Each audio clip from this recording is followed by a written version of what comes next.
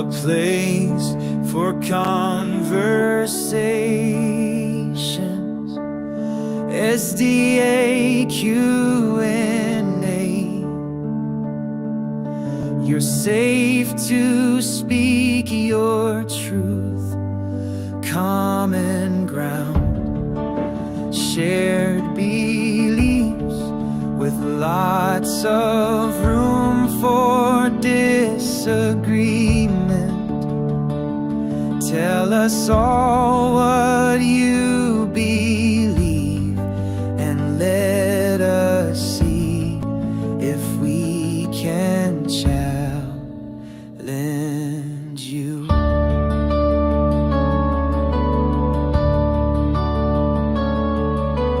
From all paths coming here to share their stories.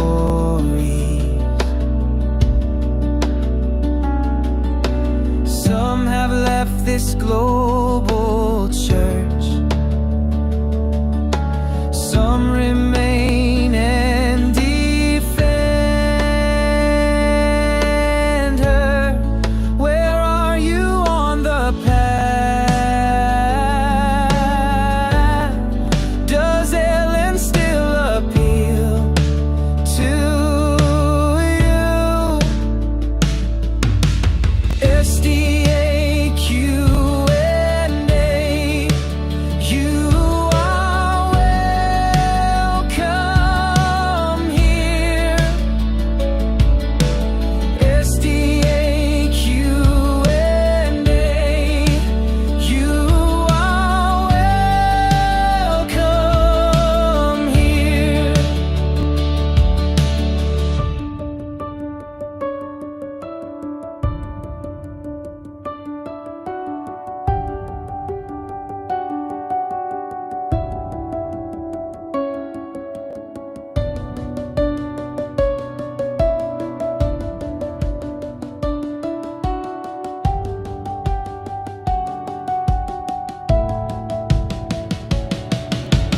SDAQ&A, you are welcome here.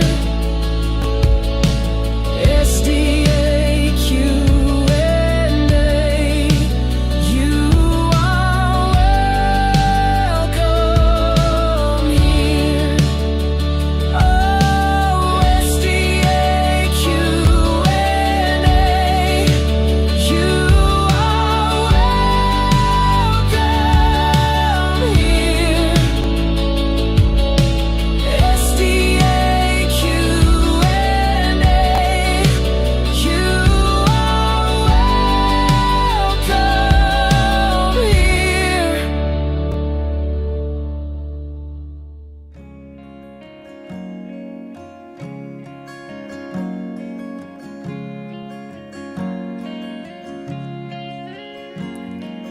You love me so much more than I could ever know. Your love is deeper than this world will ever show. And all of life's beauty shines around this moment now. The sky and the cliffs, they seem to change my life somehow. And I will never be the same, will never be the same. Whoa, I will never be the same, never be the same ever again. Here I am waiting, Lord, my life is just for you. Please unfold all the plans that you would have me do. And if all the world's just a breath and nothing's here to stay, then all of the love we feel will save us anyway. And I will never be the same, will never be the same. Whoa,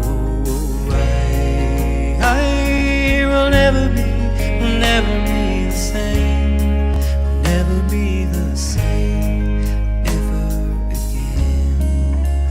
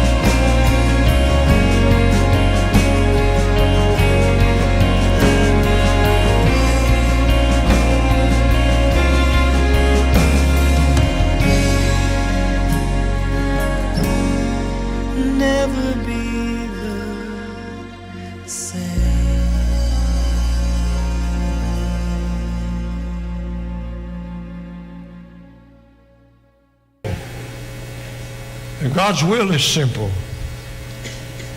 The most wretched man in hell will not be Adolf Hitler. The most wretched man in hell, or woman, will not be one like Joe Stalin or some of these more modern devils. The most wretched person in hell will be a former Seventh-day Adventist.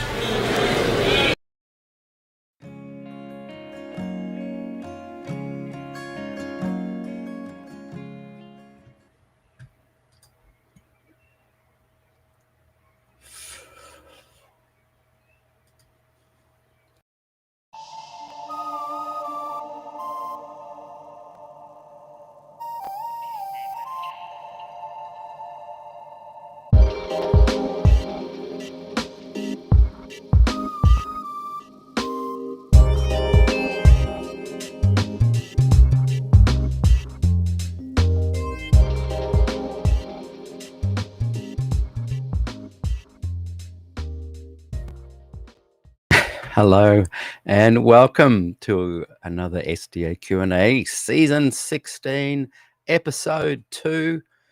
And we're going to go back in time in a moment. And yes, that video, how interesting. It's about, there's an 11-minute version of that. It goes on to kind of say that special place for former Adventists, particularly if they've graduated from Oakwood. But the message is clear and it's not out of context. So yes, anyway, here we are. Good to see you all. I'll get that intro better soon. It's supposed to jump from him saying that to me in the rain to the intro clip. I'm getting it wrong sometimes, but I'll work on it.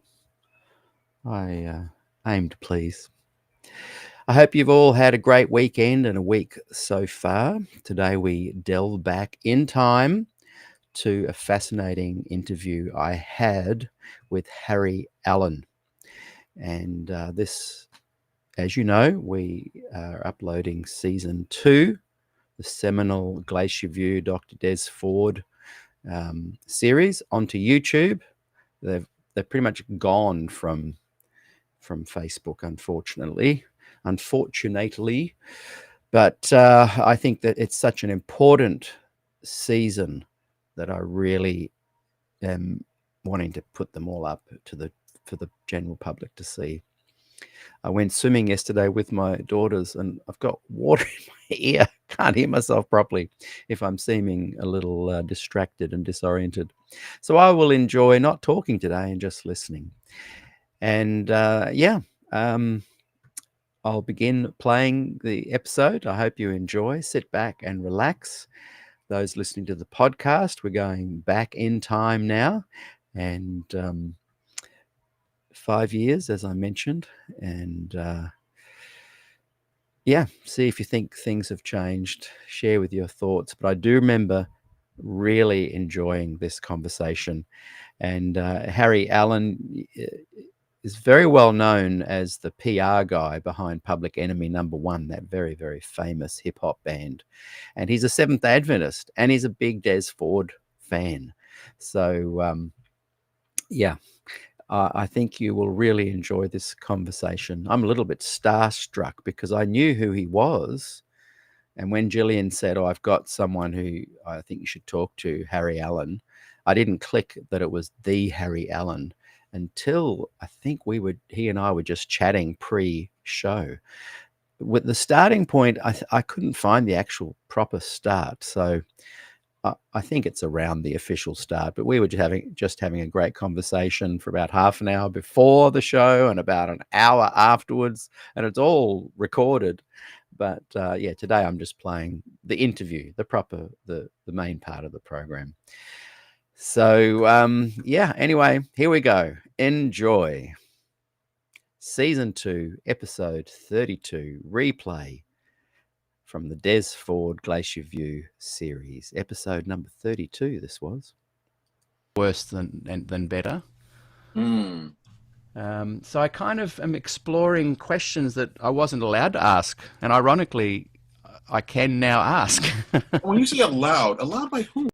Well, people like you'd ask questions. I'm talking about probably in the last 5, 6, 8 years. I mean, and I'm asking it this way. For me, it's not a situation of like not feeling allowed to ask the questions. It's a question of I don't feel like there's anyone around me who can give answers that are meaningful to me. Yeah. Oh, look, that's it.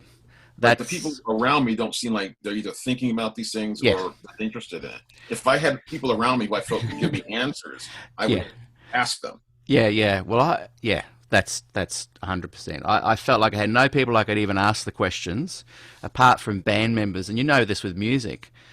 It's like I feel like musicians are part of a separate nation. We're kind of we're all from different cultures, races, belief systems, and so we'd be traveling in the band, and I'd have one guy, the bass player, once was he was from Malaysia, and he's a Buddhist. I had a Catholic keyboard player, had an Aboriginal guy doing didge stuff, and we'd have these amazing conversations about Adventism. Whereas outside in the world, I couldn't really chat that, and I noticed that come about 2015, if I made public on Facebook asking questions about investigative judgment or other things, I'd lose gigs. I'd literally have people call up and cancel gigs and stuff. Would they say it was for that reason? Yeah. They would say, look, we've had a call from our local conference leader and there's been complaints about you coming. You're a bit too controversial or what you're saying. We don't want you to mislead the youth with your thoughts on Des Ford or whatever. And so we're going to have to cancel that gig. That's so interesting. That's so interesting because I'm imagining, I don't know what your gigs are like, but I'm imagining that you don't play and then say something about the investigative judgment. I never, ever, ever have. Yeah, that's the irony. So what is it that they're saying we just want to punish you? Is that what they're saying? And because our young people can just go to they probably already read what you've written if they're at all interested in what you're doing. So like, what is this about? Oh man, I'm so curious. I'm dying to chat to you more about this stuff because you get it, and so many people I talk to don't, and I felt a very almost isolated kind of life. No. When Jillian spoke about the possibility of speaking to you, like I went and looked at what you're doing, and I was like, okay, I don't know. I met Des, and we were, acquaintances, and exchanged emails, and he dedicated a book to me, which was like, really crazy.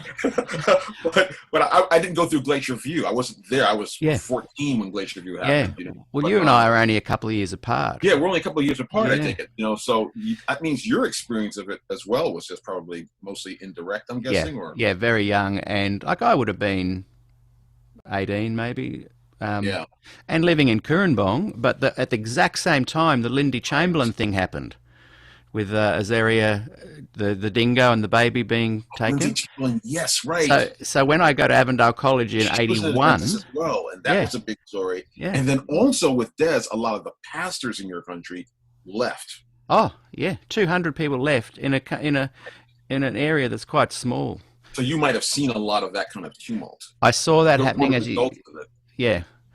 Wow.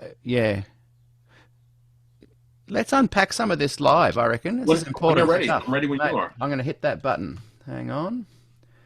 Because you're just raising some stuff inside me that I think I've never really shared that is probably... I've touched on it, but people just go, oh, yeah, and they glaze over. Oh, interesting. Here we go. Just got to hit that button again. Zoom's got this funny thing where it goes live before you're expecting it, so just be careful not to be picking nose or anything right now. Yeah, I've noticed that it will start counting before you even hit the right button. So we might be live. But that'd be interesting. But only would be in the last 5 seconds. Yeah, it says meeting is now streaming live on Facebook. Hello, Facebook. Oh, it is live. There we go. Yeah, at least on my end, that's what it's saying. Yeah. Well, let me get my little monitor here. And what I'll do is just a quick preamble as we wait for people to join the room. Okay. So, before I welcome what time my is it guests, where you are? So we're about 11:25 at the moment. In the morning In the morning, yeah. on You must Thursday, you must be Wednesday 9:30ish. about 9:30, 9:25 Wednesday night. Right.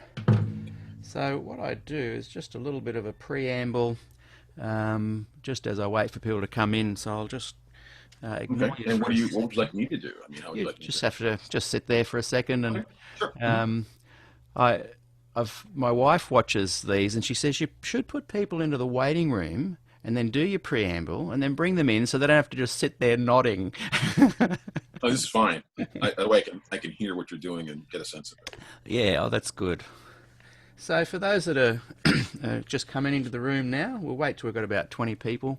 Sorry, we've been a bit delayed this morning. It's actually my fault because we've got a new little puppy dog, Spot, and we're building a gate so he doesn't escape. And the guy coming to fit in the gate was running a bit late, so I actually didn't get a chance to get the link to Harry until probably about 1 minute to 11 our time. So apologies for that, but we're getting a nice bunch of people coming and joining us now. And SDAQ&A, as most people know, started about 18 months ago as just a podcast. And then when COVID began, and I was just chatting to Harry that we call it ISO, classic Australian, we'd shorten every name, short for isolation.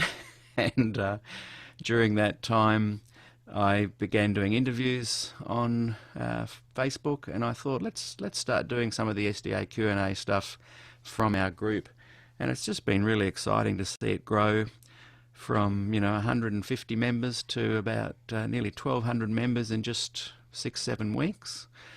What's most exciting about that is within the group there's another little group of people growing that just enjoy communicating with each other, and I'm looking forward to organising some events here on Zoom and Facebook and later on in the real world where a bunch of us just get to hang out, and I'm planning a retreat up at Yarrahapney where we'll invite guest speakers, we'll have lots of music, good food, and we'll just chat about all things that we're interested in.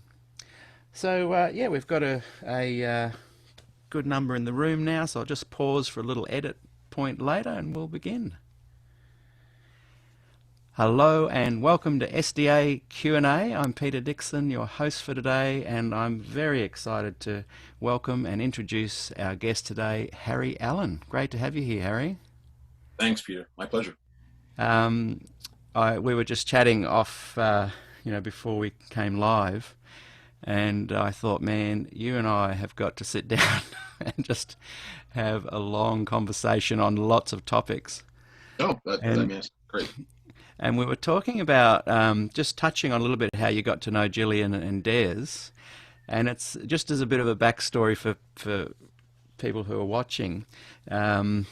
It was interesting because, so in my mind, being a musician, I've got a great love for all different styles of music, and when Jill mentioned I've got Harry Allen for you to introduce. He's involved with some hip-hop music and stuff. In my mind, I was thinking, I do know of this guy in the States who does kind of hip-hop Christian music. I wonder if that's him, because surely it's not the other Harry Allen that I'm thinking of. And it's interesting that I think Des and Jill kind of don't really know much about that part of you as well.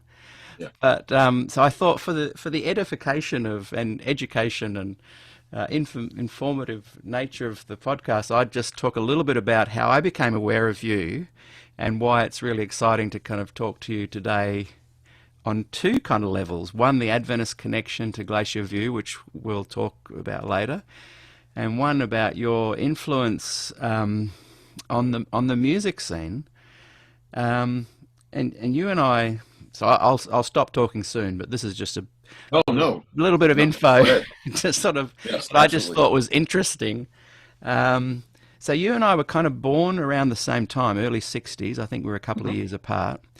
And I've read people say that we're not really, is it Gen X were the ones that were 69 or something born from Yeah, I think 69. we're the tail end of boomers. I think that's what. Yeah, and we don't really resonate 100% with boomers. We're kind of, and Right. so apparently we're called the baby busters. If you're born between 61 and I think 69, Okay, that's about right. and there's many people, and I view us as On the kind of, cusp of, what do they say, the cusp of. yes, we're on the Yeah. cusp, and so we kind of connect a bit with both generations, but we often we're almost observers in a way because we're from a smaller number of people. um, we're often tend to become commentators. In many ways, Hmm. we kind of both are, and you in a very interesting way. So anyway, when I was about 11, I was watching TV. We were living in New Zealand, and I came across Jimi Hendrix. There was he'd just died apparently, and there was a documentary on him, and I was just blown away by his music. And I saw they were playing clips from live at Berkeley, and there was protests outside to do with politics. He was playing a song about machine guns. He was making it sound like dive bombs. His guitar and playing with his teeth, and then they showed clips of him burning his guitar, and I thought, man, I literally thought at age 11, I want to do this for my job one day, playing music. Now, of course, Were you taking an instrument yet? yes, I'd just started playing guitar, and so I immediately went and got my nylon string guitar and tried to emulate Jimi Hendrix. I'm sure. Yeah. Not realizing you needed Marshall stacks and electric guitars and lots of volume. Right. So anyway, Time. and again, this is building up to allowing you to take over, but it's just interesting. So then I became obsessed with guitar playing, of course, and I remember then really liking wide variety of music. But I saw, or when the album was released, the song "Walk This Way." I think Aerosmith and Run DMC. And Yeah, Ronnie did a remake of it with Yes. featuring Aerosmith. They did a remake of Aerosmith's song featuring Aerosmith. featuring Aerosmith, that's right. And that suddenly opened my eyes to a genre of music I had not fully been aware of. Wow. But I suddenly saw the connections of the hip hop music back to Jimi Hendrix, back to those riots, and I suddenly thought, this is a kind of music that is speaking on behalf of a disenfranchised group of people, and it's speaking to music, art, humor, anger, politics, media. And wow, I just kind of really started getting into it again as more of a lover of music and a lover of supporting anyone that is being suppressed and people that are speaking out for it. And So I think what you're saying to mean that you made it part of your palette. It doesn't necessarily mean that you became a hardcore hip hop head or fanatic. Yeah. But that this hip hop or aspects of it or select recording became part of the world of things that you were listening to. Exactly. And that was your entry point. Your entry point was that Run DMC record, Yeah. Walk This Way. Yeah, exactly. Yeah. And around that time, I also really got into Eric Clapton and the blues. I saw him live. I got very much into You got into Run DMC before you got into Eric Clapton? No, I was into Eric Clapton beforehand. Yeah. Okay, yeah, that's what I'm Yeah, thinking. yeah. If you're a guitar player, right? But around that age, though, I was old enough to go to gigs, and so I was able to kind of start seeing some of the Eric Claptons and everyone from You started seeing them Neil live. Young, seeing them live when they'd come to Australia, Oh, amazing. and yeah, but this palette of music. But then I started getting into Public Enemy and just thinking, wow, these guys, because they were sampling interesting drum rhythms, amazing lyrics. And I remember really liking a song called Don't Believe the Hype. And I remember hearing them talk about a journalist, Harry Allen. And I started following a little bit of this Harry Allen whenever I could back in the day when you had no access to what we've got nowadays. In fact, it wasn't really till the late 90s that I got to read what I now know was You. Oh, great. And that's blown my mind because, and that's where this big preamble has led, Uh, that I already became very interested in what you were doing based on that song, and then reading wow. some of your amazing. You wrote a really interesting. I don't know when it was. Muso brain kind of makes time a little bit confused, but it was about Eminem and Okay. racism, appropriation of the music, and that sort of I stuff. wrote a piece for the Source magazine on Yeah, Eminem. And that was in 2002. And right. one that's kind of traveled ahead of me. A lot of people have read it before Yeah, they've met me. So yeah. that might be the one you're talking That about. was me. And it was really late 90s that I started to be able to access a lot of your material Uh, through internet stuff. And so this big long build up, it's so funny that when Jill says Harry Allen, I didn't put the two and two together that it was the Harry Allen from this whole back history that I'd already had. So hopefully viewers then get the idea of, okay, we get why Pete's a bit blown away by this. well, I wouldn't count on it. But what I'll say is that um, it's interesting that this is one of the few fora probably in my life where I'm appearing both as a journalist, as a writer, as a person who covers hip hop culture, who's written about it, and as a Seventh Day Adventist. I know. Usually they're separate and Yeah. they're widely separate. So I'll be in one situation where people know me as a writer, or I'll be in another situation where they know me as a fellow Christian. But Yeah. rarely do the two meet. Yeah. So I'm eager or happy to talk about, whatever Yeah. you would like. Yeah, well, that excites me too because I feel like I've lived these parallel lives where I've been Yeah. essentially a secular musician since about 1983, and definitely playing music, gospel ministry as well. But the Right. two were just very separate journeys, Yes, and either on so purpose or by accident or uh, for whatever in reasons. many Yeah. ways on purpose because in the 80s particularly I was playing lots of kind of rock music and long hair and we were playing pubs and all sorts of venues, and I Wow. knew I knew that particularly by the late '80s, not so much in the early '80s, but I knew that that was kind of frowned upon. Wow. I'm really in many ways developed a subculture of community of musicians and friends that were from all walks of life, from Christian, Adventist, you name it. I said to you before we started the interview, it's like Music Nation, where we're just musicians and we're And interested in that's the music. language, that's the common bond Yeah, and yeah, the that's right. attracting Yeah, force, so to yeah. speak. So Must be amazing. I didn't try and hide it, Right. but I wouldn't say on the Friday night while I was doing a Vespers acoustic song, which I love, old hymns even, I'd be doing that kind of stuff. I wouldn't be saying, oh, and tomorrow night, after Sabbath, come and join me at the Bay Hotel. I'll be doing a 60s, 70s vintage rock show. Wow. Buddy, interesting.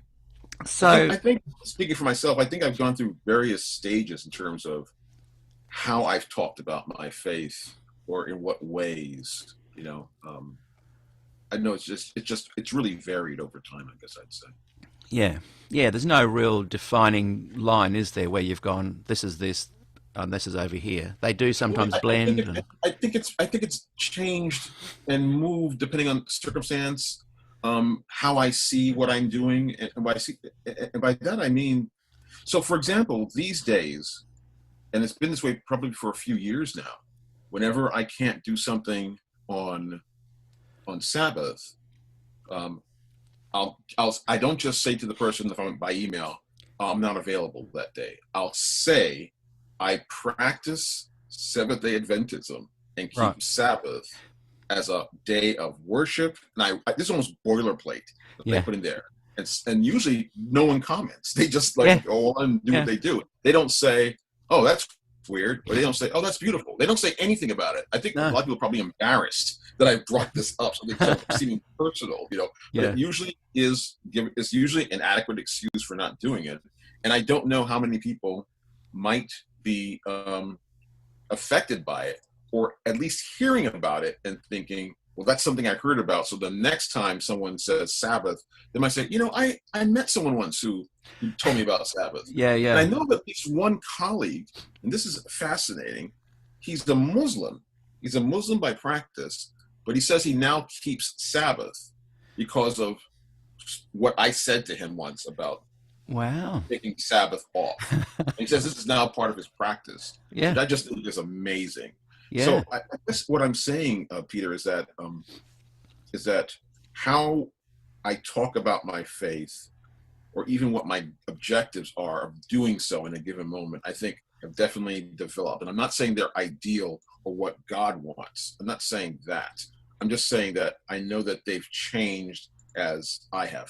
Yeah, yeah. Oh, yeah. And it's interesting if you look at a person's life, and I think a lot of people do this incorrectly with Ellen White.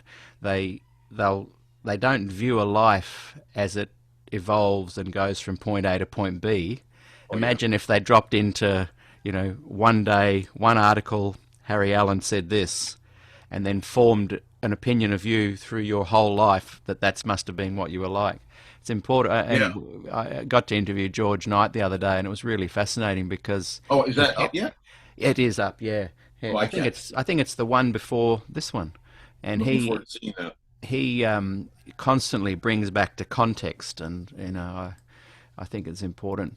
I think it's completely absent for the way most people talk about Ellen White. I mean, as a person, I don't know if you were raised in Adventism, like if you were born into it. Born and bred. So was I. And I think from my experience that this is not Adventists do not talk about Ellen White as a sequence. No. They talk about Ellen White as an edifice. Yeah. So it's like Sister White even said this. Yeah. And many things that Sister White said are repeated, and many things she said are never cited at all. Yeah. And so what we know, and certainly we don't talk about, Sister White said this early in her life, but later in her life she said this. You never hear Sister White contextualized that way, in my experience, in terms of the common church experience. This is something more people will talk about when they analyze what she said or what she wrote. So you're absolutely correct in terms of talking about Ellen White in terms of her development over time. I think that's very much the case. Yeah, yeah.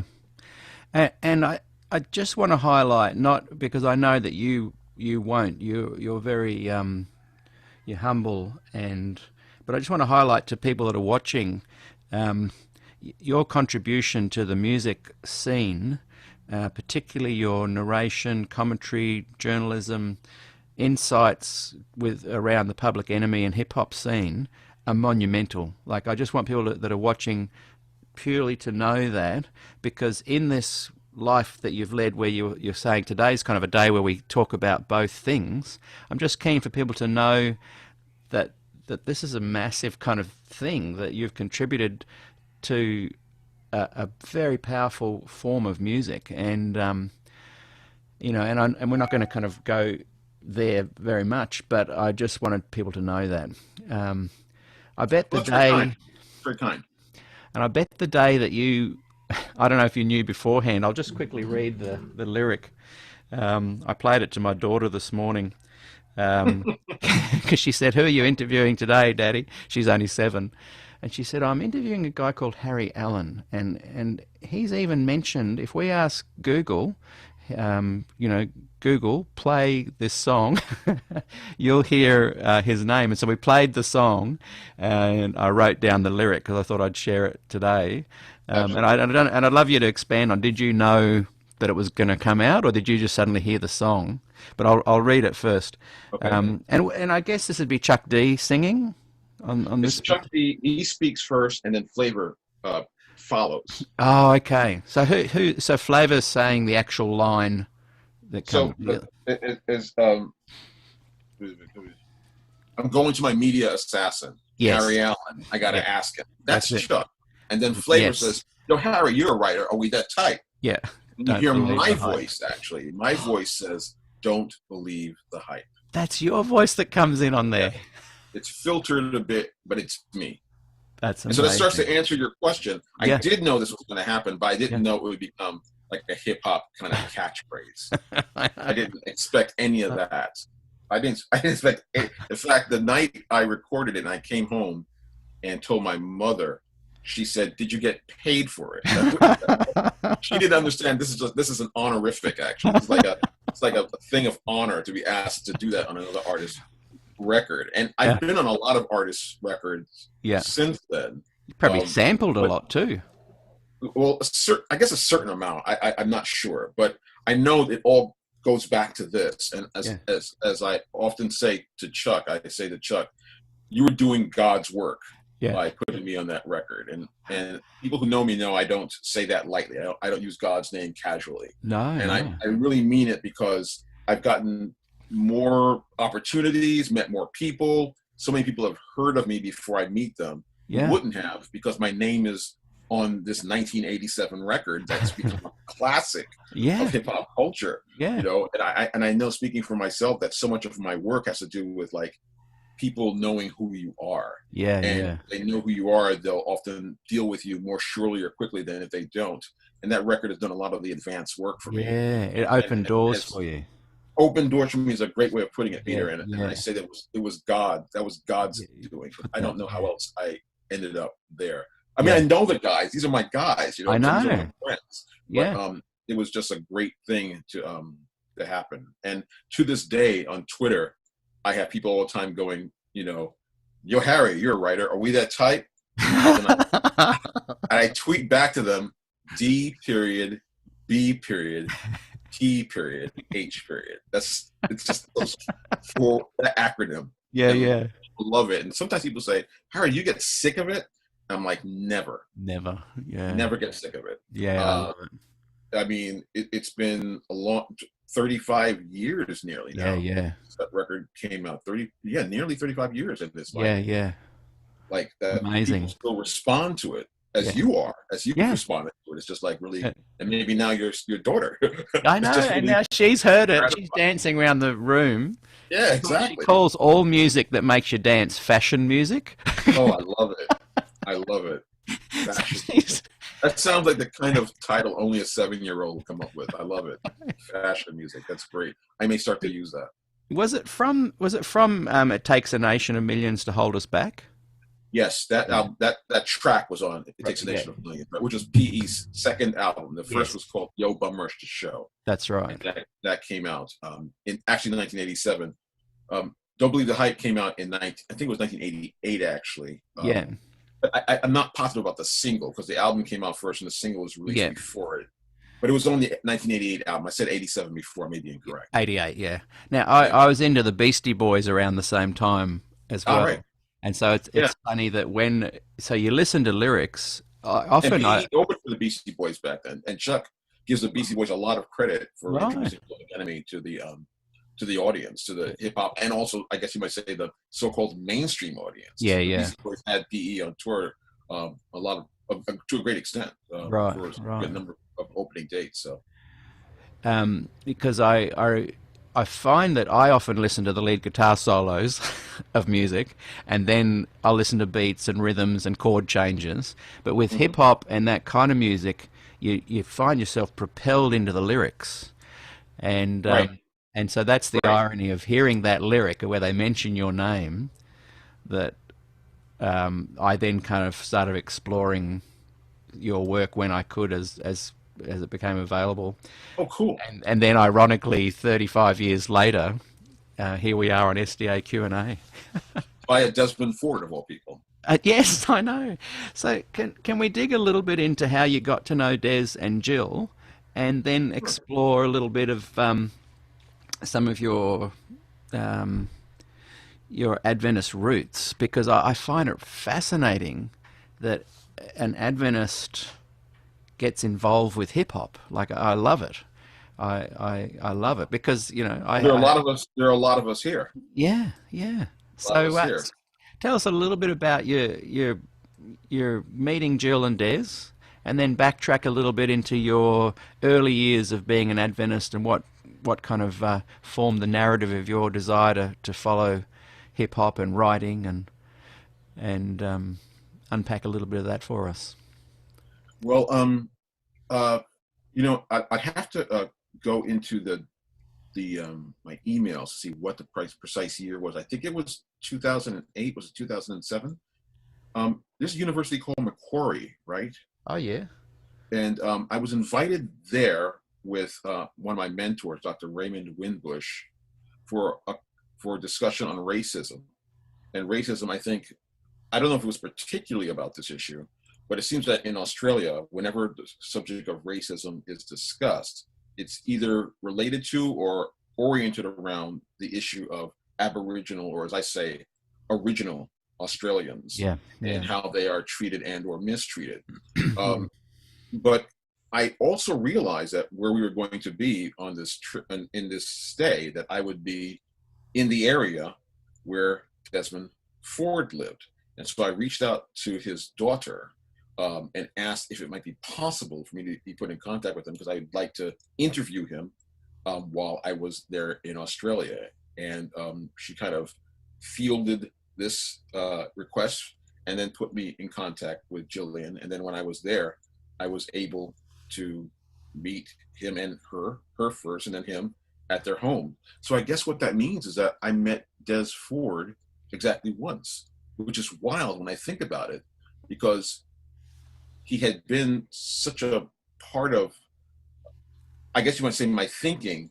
But then after that, you know, like, so when I let me just cut to the end of meeting Des. Towards the end of our time, he made a vegetarian meal for me, and included some scrambled eggs, which I appreciated. And he fast walked back to my hotel, not because he was trying to get rid of me, but because that's the way he walks. What he does. And we were having a conversation. I remember at some point asking if I could stay in touch with him via email, and he pretty much said no. Which I so appreciated, because it's like he was saying, "Oh yeah," and then I would write him, and then I'd not hear from him. He said no. He didn't say flat out no, but he said so many words, "No, that would not be a good idea," because he gives his time to research, and he's very busy. And so, which I appreciate. I appreciate him saying, "You will write me, and you won't hear from me." Yeah. And so what I learned to do was kind of field my requests through Jillian, who would pass them on. And then he would usually write back 1 or 2 sentences. And so that was great. But it's amazing that to think that that I only met Des that day. It's so wild that it just occurs to me, because from that time he just kind of lived in my thinking and in my ideas, and and I had so much interchange with him, over time, despite even and certainly a lot more, and since the sad passing of Desmond Ford, Dr. Desmond Ford, my communication with Jillian, his wife, just continues to be like just a blessing, in my heart and in my mind. But I met them, I reached out to them, Peter, because I had started to become very interested in his ideas around prophecy. And I did not really know as much, I guess, as I would about him, or even about Glacier View. Like I said, when Glacier View happened, I was just pubescent. I was just in my early teens. And I didn't even really understand what was going on.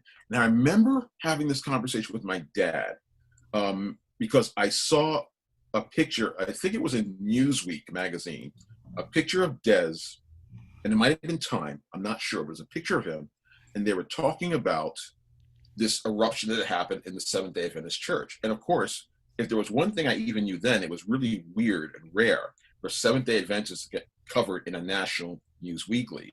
So I think I asked my father what this was about, and what was this guy talking about that would make, the church react this way. Like, what I detected was that they had some kind of big discussion and that he had been fired.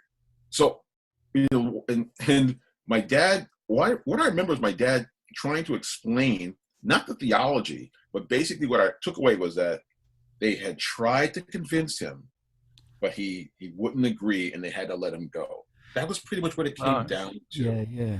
Now, I didn't walk away from that with a thing of like, oh, this must be a bad guy. It was just like, what was it all about still? And I think it was that as I got older and began to not have doubts about Adventism, because I am still a practicing Seventh-day Adventist, and I probably will be the rest of my life.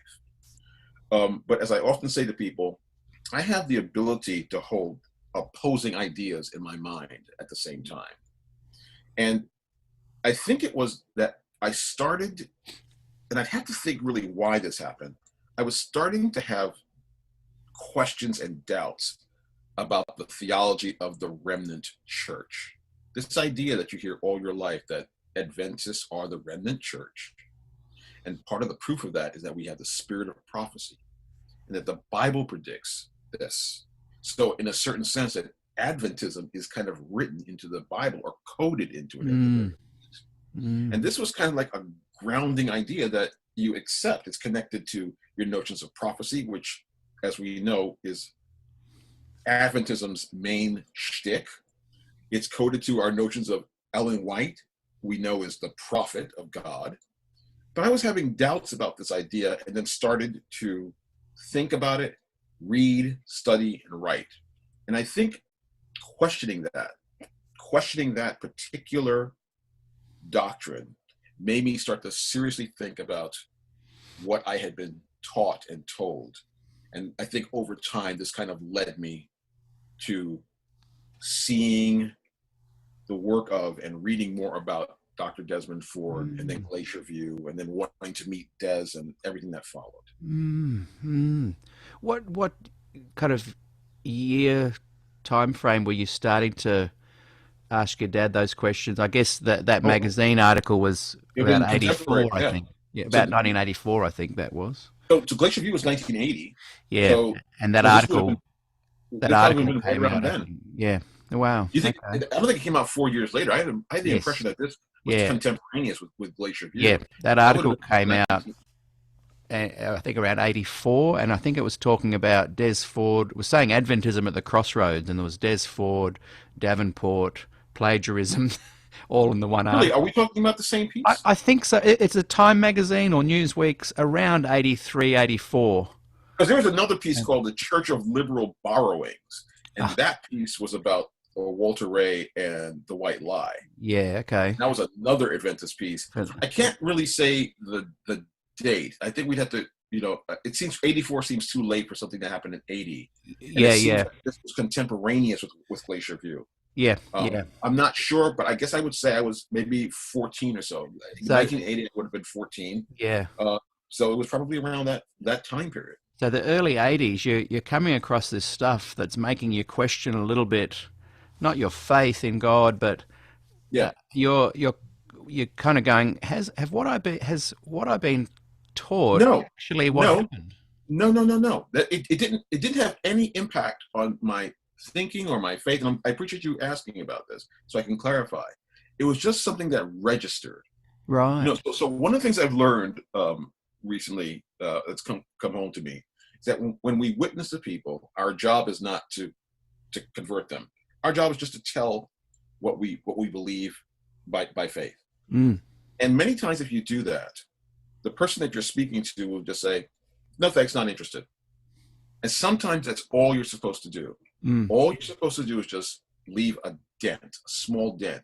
So the next time when they have some place to put what you said to them, they can say, I've heard about Adventists before. Yeah. Or I've heard about salvation by, justification by faith, or whatever it is that you talk to them about. Yeah. So what I would say is that when I saw this story about Des, it just registered Des Ford and a challenge to the church's ideas, just some kind of discontent. Right. Because as an Adventist, what you're always taught, essentially what came home to me is that our theology was perfect. It was flawless. It had no errors in it. Yeah. It was all true, all biblical. A whole part of Adventist lore when you're growing up are the stories of the preachers who take on the discontented people of the aggressive people of other denominations and back them down with their logic, Yeah. Well, sir, have you considered this verse? And then the person says, gee, I didn't. And he goes back and studies, and he can't stop thinking about what he's heard. And eventually he goes back and wants to become an Adventist. These are part of the stories we tell ourselves. And if you're a young kid, you just believe what you've heard all your life. But then they hear a high-ranking Adventist thinker, Yeah. said something about our denomination's ideas was wrong, and he was ejected. Yeah. And that just made like a little. There was like a sand in the oyster's eye. It was Yes, I it get just it. sat there. It just Yeah. sat there until I could make more sense of it later through my own exploration. Yeah. Yeah. I think that's the same with me. We were both too young to fully comprehend, Yes. but we went, hang on, something's going on here. And as I said to you off, Yeah, it's something, whatever it is. Yeah. It's a flaw, because if you're told the doctrines are perfect, yeah, then this should never happen. that's right. No one should ever contradict them. No one should ever say That's "Ugh." right. So And yeah, the interesting thing with here in Australia, and I'm not sure if it was the same for you, but we lost lots of young ministers at the time. So from 81 through to 87, for example, and I think mainly 83, 84, there was a big kind of purge. and you mean after After Glacier View, we Yeah, lost. it was a bloodbath in your country. I think people walked away here, but I don't think it was the way it was in SPD, like where Yeah. it was like it was like the scene at the end of Attack of the Revenge of the Sith, Order 66. It's like they just went, they just got all the Jedi, man. It's like, oh, I think it was a different. I think in your country they were like, Yeah, clean. What did Palpatine say? Wipe them out. wipe them out. All of them. He's like, that's what they went after. I'm not making light of what the pastors went through, Oh, but no. they went after you guys, pastors, man. This They is what I. said, This is what I. clean shop. Oh, Clean yeah. shop, wipe the floor, make it as though Yeah. no one was ever here. And that's what I like about a lot of the hip hop kind of music. There's laughter and comedy, and even references Yeah. to Star Wars, actually. Yeah, you're pulling from everywhere to make yeah. your point. And it can be a serious point, and that's why I really love that analogy. And I love the analogy where you're saying it was a little bit like the in the oyster, the little speck that caused the irritation. Yeah, there's sand in the oyster, right? Yeah. But a beautiful There's a pearl pearl there. can come from that.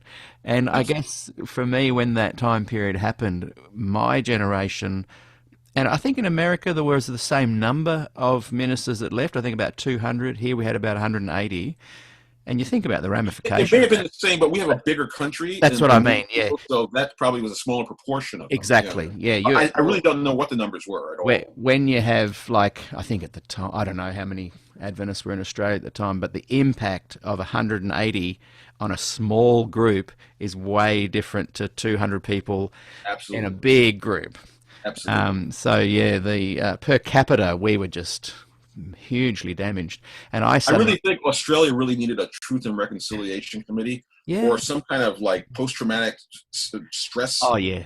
syndrome treatment after Yeah. that. Because Yeah. I mean, I don't think that the church or our denomination has given enough attention No. to what Australian people went through at that time Yeah, period no. for those reasons. Because No. for everyone who left or who was ejected, you're talking about congregations Yes. that were many times left behind that had to like ratify this Yeah. and say, like, well, what happened and why? Yeah. He was a good man, you know? Yeah. Yeah. And So it was suppressed, put under the carpet. Think of the ministers, their wives, their kids.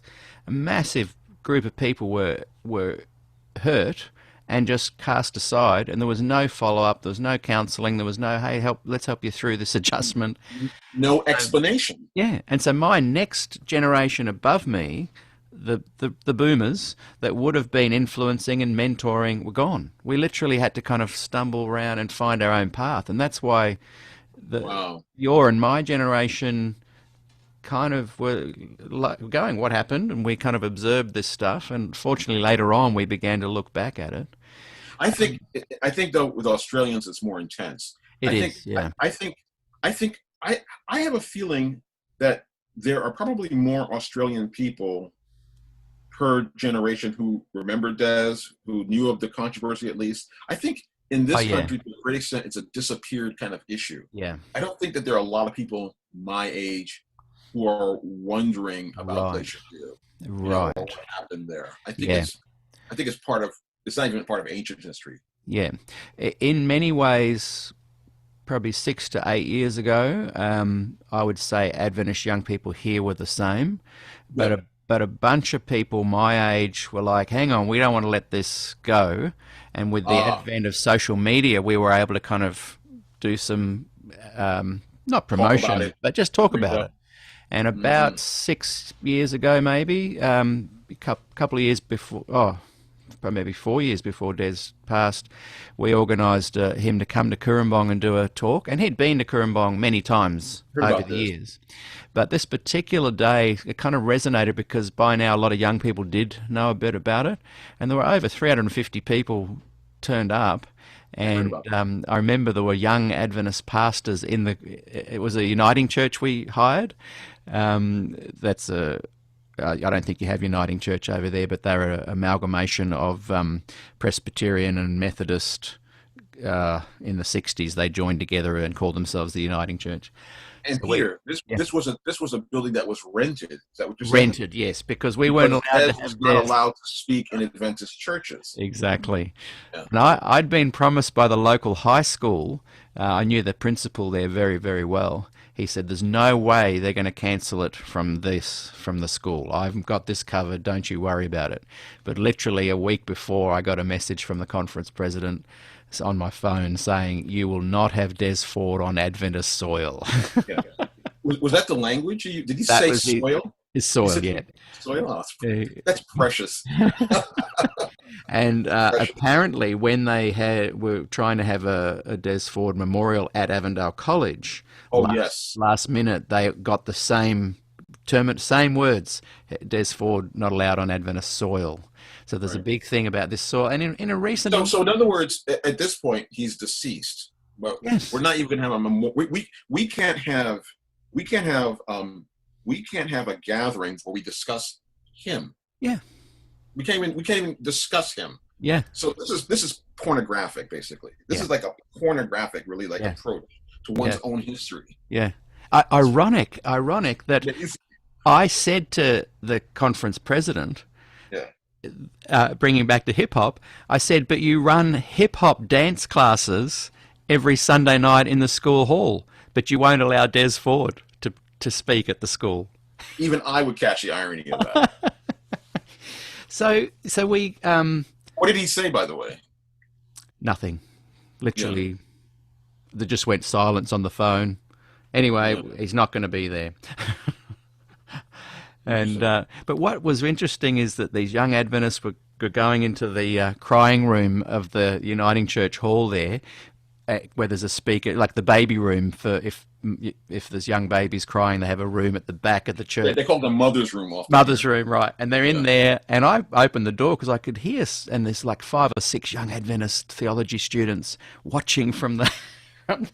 And I just what were they watching? The Des Ford talk. So Des took the church service that morning for Sabbath, and he took the afternoon. It was our very first SDAQ&A meeting, actually, and he was in the afternoon meeting, and I just thought, isn't it why do we have to be covert about just listening to someone talk? And someone that has had a beautiful influence on the church. See, that's the question, isn't it? Yeah. And I think one of the things I'm trying to do with this podcast and with the interviews is create a platform and a resource so that if young people, wherever they are in the world, go, I do want to know a little bit about that. This is a 30-second interview on the Glacier View theme, and all interviews are at least 2.5 hours long. There's plenty of information for people that no one can take down. No one can say, "Oh, you're going to lose your job, Pete, if you do this." It's just going to be there as a resource for them just to learn and make their own mind up. Excellent. You're setting the information free, which is where it's supposed to be. People should be able to go to any Adventist minister, any Adventist level of our denomination, and ask these questions and get answers that satisfy them. Yeah. And that you can't makes the church look circumspect. Yeah. It makes the church look as though it has something to hide. Yeah. And they'll be the first to tell you, we don't have anything to hide. Yeah. Yeah.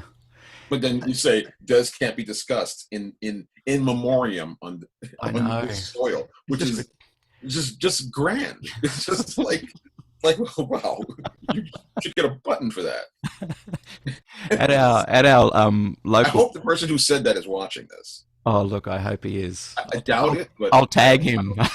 yeah, I'll please. tag him in. That's because that was rich.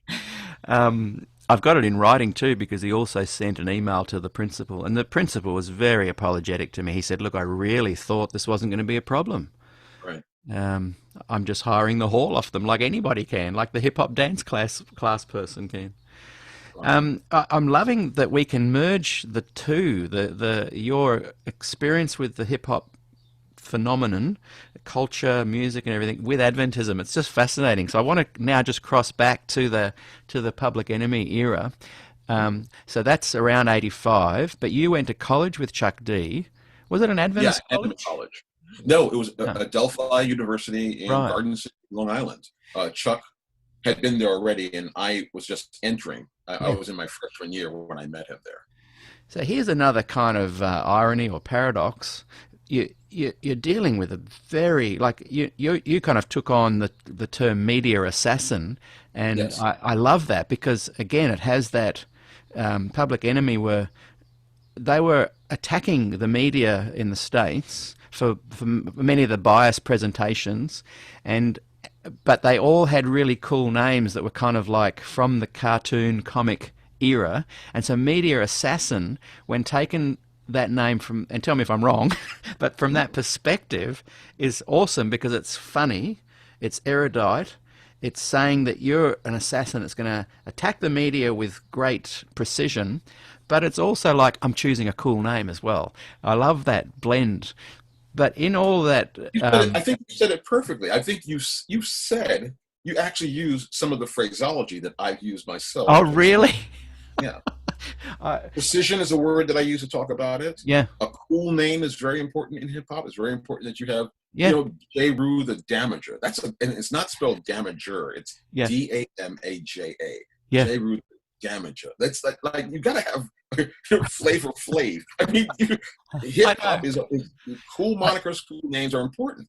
Yeah, And Media Assassin is what I called myself before I was associated with PE. yeah, But it's all around the same time, and it fit very well yeah, with their ideas because we saw media, especially as it was run, and I would say that there is a difference now, but of a kind yeah, that we saw media as disinheriting yeah, Black people yeah, and hostile to our interests yeah, yeah. and incredibly white, which Yes. it remains. Yeah, It's a tinge darker in terms of the number of non-white people who are part of it, but not enough. And certainly, the higher up you go in media, the yeah, more yeah, white it becomes. The less non-white voices are heard, non-white goals or impetuses or beliefs or concerns yeah, are heard. It's essentially a, a huge data source and voice about Black people yeah, organized by white people yeah, about Black people. yeah. I know. It was I know. that we it was that we found offensive. And Much as I'm sure in your own country, yeah, original people probably play very little yes, role in media, yeah, especially national media, yeah, especially the higher up in the ranks you yeah, go. yeah, These are white enterprises. yeah, And some people would say, well, what's wrong with that? And then I can say, well, it's like anything. Like, what if you lived in a white neighborhood and tomorrow you woke up and it was filled with original people or yeah, filled with African Americans and all your white friends were gone? What would be wrong yeah, with that? Most yeah, people wouldn't live in that neighborhood. Most white people wouldn't stay in a neighborhood like yeah, that. yeah, They would find a way to get out. yeah, Uh, it's kind of like I many times we have what's called Black History Month here, which is in February, where all the media, all the news, all the stories are about Black people and their history, and white people have a difficulty kind of like feigning interest by the time we're getting close to the end of the month.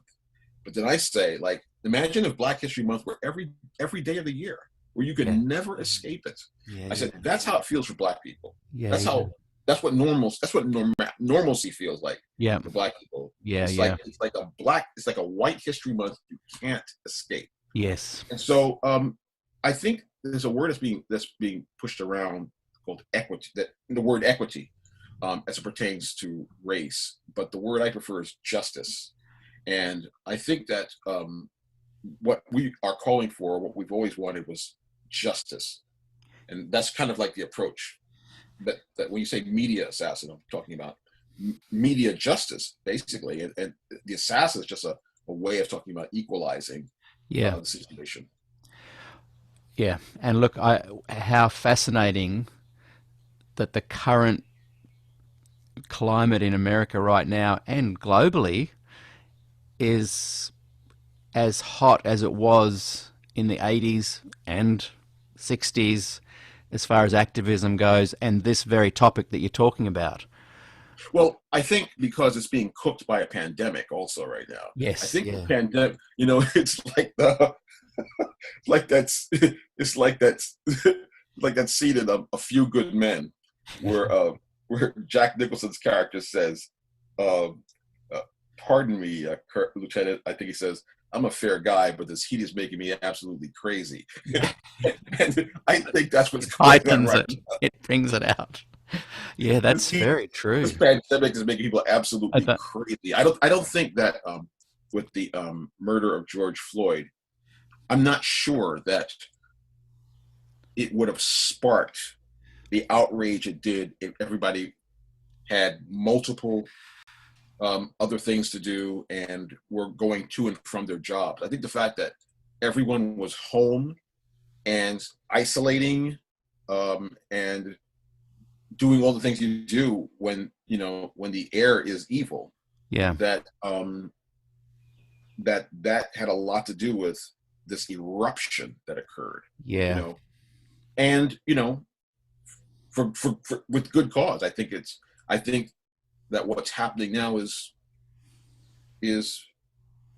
excellent in a yeah, certain sense. yeah, I think these issues should get this kind of attention. I think the feelings you're seeing are the feelings that have been repressed. I think yeah. what you're seeing is, it's almost like if you pierced a pressure cooker with a nail, like the force that would come out of it would be incredibly disruptive. It might the container might explode, actually, probably would, actually. And that's what it feels like. I think what you're seeing are emotions and feelings, ideas, issues that have been pent up inside of Yes. people, and now there's a way for them to come forth. And Yeah. that's what the volume is. The volume is the sound of all of this eruption happening. It's like the voice of the media assassin has an opportunity to be just as relevant again now as you were in the late 80s with that culture. I The, think I think that so it's interesting because I've I've I think so. One, I think there's another generation of young people who are describing the issues that they see in their terms, and I don't imagine that I can speak for them. Maybe I can speak with them if there's a reason to do so. And then also in terms of relevance, I've lived with myself all of these years. So what I've been doing is thinking about, writing about, speaking about, the issues that are relevant to me. And I think what you're saying and what I certainly feel is like this is like the first time in a long time where I feel like what's outside and going on in the world yeah. has caught up in Yes. a way, kind Yes. of what I've been talking about or thinking Yes. about. Yes. Yeah. So, You haven't gone into hibernation, but yeah, what you're spotlighting is now also being spotlighted once more, by like others. by others, like it was in the late 80s, Yeah, like it was in the late 60s. The kind yeah, of suddenly there's these moments where you're continuing on with your passion for activism, equality, justice, and every now and again the globe, the mainstream, as we called it earlier, are suddenly back into watching it as well, which yeah. then It magnifies, realigns in a way. yeah, realigns, and then kind of elevates what you're saying all along again. Right. And I'm glad I got the media For however assassin. long that happens. I'm glad I got the media assassin thing right, because that was kind of something that I came to on my own kind of recognizance back in the day, back in the 80s and 90s. So I'm glad I kind of got it. And if we're looking at that time period, late 80s, I guess would you say that hip hop was speaking for a disenfranchised young black community, males particularly? Chuck called it Black People's CNN. And I always thought that was a really good analogy, both in the sense of the fact that it did connect wide swaths of people who were otherwise not connected. CNN was a 24-hour news network that went not only national, but international, and helped people get the same information at once. And I thought hip hop was a lot like that.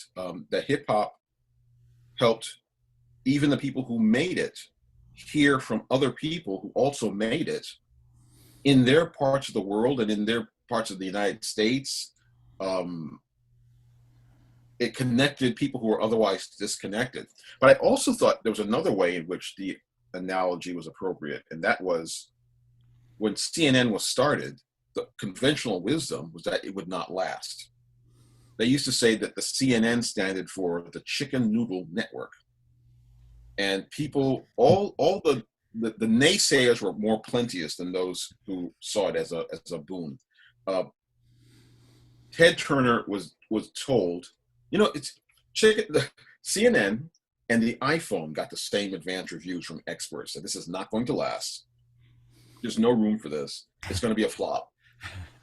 And hip hop was also told that.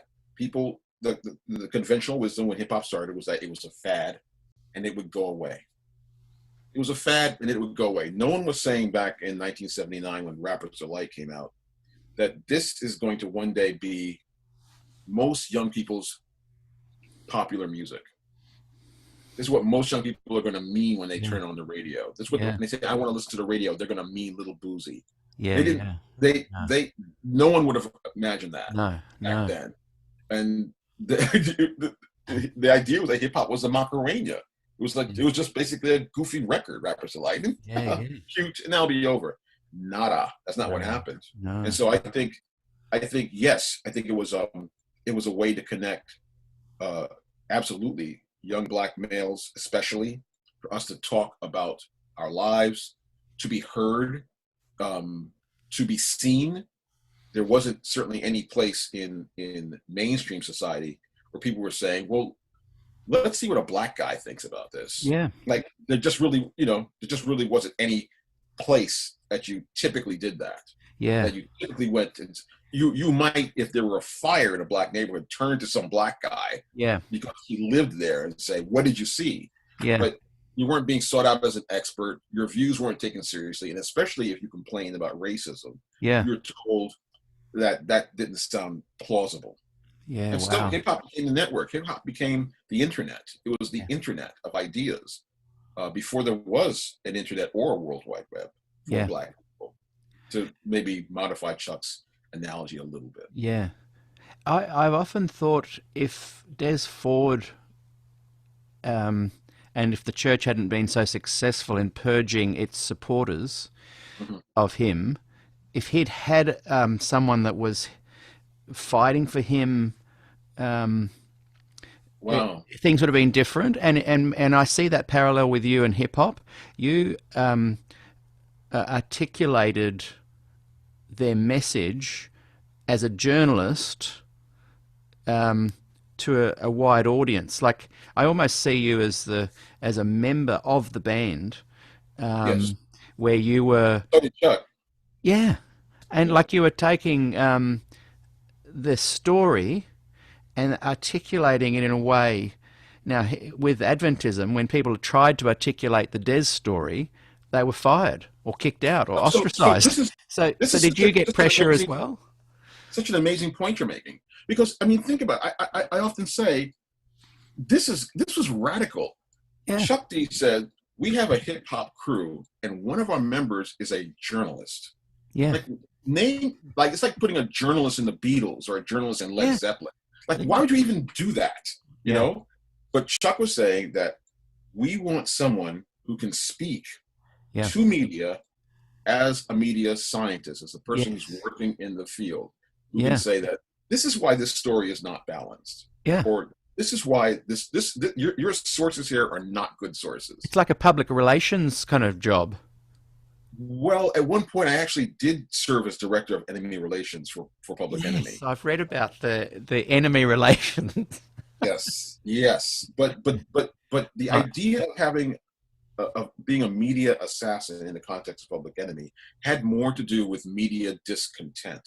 Yeah, It had more to do with us being dissatisfied with how Black life was discussed in mainstream media. Yeah. And I think, to your point, I think Dez was just too much of a gentleman. And I don't mean too much for God. I mean too much for this world. Yes. I mean, like, Dez was not the person who was going to rant and rave about himself or go out there. I wish he had someone say to the church, "I'll see you in court." I wish there was someone who would agitate it on his behalf. But maybe it wasn't supposed to be that way. Maybe Dez's legacy was to do what he did, which was to speak his piece, to make his case. Because it's like this, Peter. Like, in a way, it's like they say, like I wouldn't want to be a member of the place that would have me. Yeah. It's like, in a way, that the fact that Dez said this is what's correct, and they said, well, that's great. Let's toss that aside and we'll agree to these 10 points and then get you out. Yeah. Like, you really don't want to be a part of a group that deals that way. Anyway. Yeah. Because the fact that they ejected him showed that, like, we probably should part ways. Yeah. So maybe it was better that way. Maybe it was better that because when you read about Dez's interactions with people, everyone said the same thing. He's a gentleman. No one said, oh, this guy's a scoundrel or he was a backstabber. They said he was a gentleman. He was a gentleman. He was a gentleman. No one said he ran from the room and threw his papers to the floor at Glacier View and stomped his feet. He was a perfect gentleman. Yeah. You'd rather leave on that than leave as someone who's trying to, and for Dez, his model was Christ. Yeah. Like, Christ didn't have Roy Cohn on his side telling Caesar he was going to sue him in court. Yeah. Christ went to his grave like a sheep. Yes. And but 2.5 billion people later. Yeah. 2.5 billion Christians later is like, wow. Yeah. So I think you're right. I think sometimes we wish that Dez Ford had been able to kind of like, settle this in a boxing ring or something. Yeah. Well, you made me think about a really interesting thing there. Like, so with Public Enemy. Yes. Which originally was called Public Enemy Radio, wasn't it? I think that's the name of something that Chuck's doing now. Public Enemy Radio is the name of the project Chuck's doing now. Because that adds to the broadcasting nature of the group. I think so, and I also know that Chuck is doing a lot of work in streaming. Right. So he's always trying to combine things and reinforce things. In terms of his projects. Yeah. You've said something there that made me really think of something that's clarified in my mind. You need the media assassin person that's going to fight on your behalf and articulate to the masses, not necessarily the Dez Ford. He needed a media assassin, but not only that, you need a media assassin from your generation. So when you were writing for Public Enemy, you were part of that generation. I know in the early 80s, I wrote songs about Dez Ford and about the stuff, but we had bands and we'd go do gigs and big audiences would go, whoa, what's this stuff? That's amazing. But as I said before, I'm the generation below. So it kind of fell on deaf ears, and because nearly 200 youth leaders had been kicked out, it just fizzled out. By the late 80s, there was no interest in anything that I had to say lyrically with music. Bob Wolfgram, who's someone you've met. And the church, as you know, Peter, the church is not good about talking about its own history. No. I mean, for the most part, it's like church history consists of the Great Disappointment, the founders, Ellen G. White, and that's pretty much it. Yeah, they don't want to dig. Like, nothing else happened. Yeah. Like, if you tell most Adventists that SDAs were not sure that Christ was truly God until the middle of the 20th century, roughly. I know. They would be shocked to find that out. Like Adventists were not Trinitarians until roughly around the middle of the 20th century. They didn't know for sure if Jesus Christ was part of the Godhead. But no Adventist would know this. No, it's mind-boggling. One, because we don't study our history, yeah. and two, because because our doctrines have always been there were 27 once, there are 28 now. They've always been perfect. They don't know that once there were 22, then there were 25. And we live in this eternal present and this imminent future. Yeah. And that's kind of like, the way. And except if you don't acknowledge with honesty, authenticity, and articulate your history, the good, the bad, the wrongs, the rights, then you doom yourself to every 30, 40 years repeating the same mistakes. Doesn't matter what church you're in, or what group you're in. The amazing thing about Dez's Daniel 8:14 document, the 991-page thesis that he presented at the Glacier View, was that after kind of describing what the issue is, he starts by talking, as a scholar would, of all the Adventist scholars through time who would raise this as an issue. Yes. So he said, this is not my original conceit. This is something our church has been saying for decades. Yeah. And I'm just the latest to raise the issue. Yeah, which is a powerful, powerful argument. Yeah. And it's something, and I think that, I really think, it's a good thing you've raised this point, that I don't think that most of us as a denomination have like a grasp on our history at all. Like even what our history as Adventists. Yeah. So we miss we miss a whole lot of the meaning of what we are, like what we actually are, as opposed to like. And another irony there is we are. Yeah. Another irony there is when I have spoken about the history in these interviews, I'll sometimes get flack from the Liberals because they feel that if we just keep raising this stuff, it's just gonna end badly. And I feel like I'm trying to say, no, let's look at that stuff. Let's put a spotlight on it. Let's admit. You're saying liberal people, Adventists say you shouldn't raise what? What is it they're saying you shouldn't raise? I shouldn't kind of rock the boat. Stop rocking the boat, Pete. Really? Yeah, really. It's blown my mind. That's hilarious. I know. When I started, maybe it's because I'm black. Maybe it's because my existence is just like discontent. Yeah. Like maybe that's it. I just don't understand. I don't understand like. Well, when I started criticizing the actual SPD leaders, not by name, but just saying, look, you guys could fix this in a second. Just say we support liberal Adventists and we support conservative Adventists in our church. Just make a public statement and say that, but they won't. Right. And in fact, such a statement would be in line with traditional Adventism, which rejected a creed until very late in the process. Exactly. So such a statement would be in line with traditional Adventism. Yeah. But as soon as I criticized the leadership, I suddenly got a huge amount of flack from, I won't even go there, but particular group of progressive Adventists because... Don't make this worse for us. Yeah. But that's usually a sign that you're doing the right thing. I think, because I'm not trying to humiliate or shame anybody, but I just think this truth can withstand scrutiny, and I just happen to like asking why all the time. Great question. I'd love you to meet. It's a question, Peter. I'd love you to meet. Oh, thank you. Yeah. I've had an interview with 3 guys that I'd love you to meet. I might tag them in this interview. There's Bob Wolfgram, Harry Ballas, and Rick Ferre, and they kind of approach a lot of this from a sociological perspective. And boy, their interviews are fascinating. And in fact, Bob Wolfgram recorded an album in the late 70s, which had a huge impact on me. I think it was released in 1979. You check it out. It's on Spotify, and I'll put a link in below. And he was writing songs about the gospel. It was called All My Friends Are Sinners. He, Lol Tarling, Genelevich, and other of these kind of more the baby boomer era, late 70s, they released this album, and one of the songs is about Wagner and Jones, the whole 1888 Righteousness by Faith stuff. So instantly I'm going, well, how can I learn more about that? So I'd love you to meet these guys. He did a song about these guys? He wrote a song, and the album sold in the Christian community, not just the Adventist community.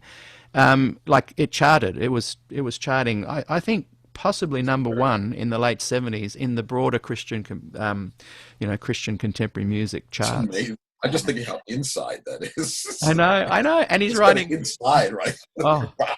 the Right there, album, the album is terrific. He did 3 albums. I'll link them below because I'd love you guys to meet. You'd really have some fascinating conversations. Yep. So my thought there was that, yeah, I could speak up in the 80s and with bands and talk about Des, but because I wasn't part of the generation of Des Ford, the baby boomers, my voice wasn't as impactful. Your media assassin voice, you're exactly a part of that generation. The timing was perfect. And I guess I'm lamenting that there was no media assassin there to kind of speak to the public, to the mainstream Adventists, of what actually was going on and why it was happening. And I'm trying to think, who could have been that person, and I sadly just don't think there was anyone. They were either getting kicked out or suppressed, or you're going to lose your job if you speak up. And it's just really interesting that in your own path, you got to be that person for your generation, to the music that was very relevant to you and your culture at the time. But well, I don't want to cut you off. I wanted to respond to what you're saying, but I don't want to cut you off. Yeah, and I was just going to end that thought with, and then at the same time, you're also an Adventist with this just on your back doorstep happening, but you're also not able to really speak up at that age for that generation. But maybe now you can. Well, a lot of thoughts there. Yeah. So I think the challenge finds you. I think if you're up to it, the challenge finds you. And I think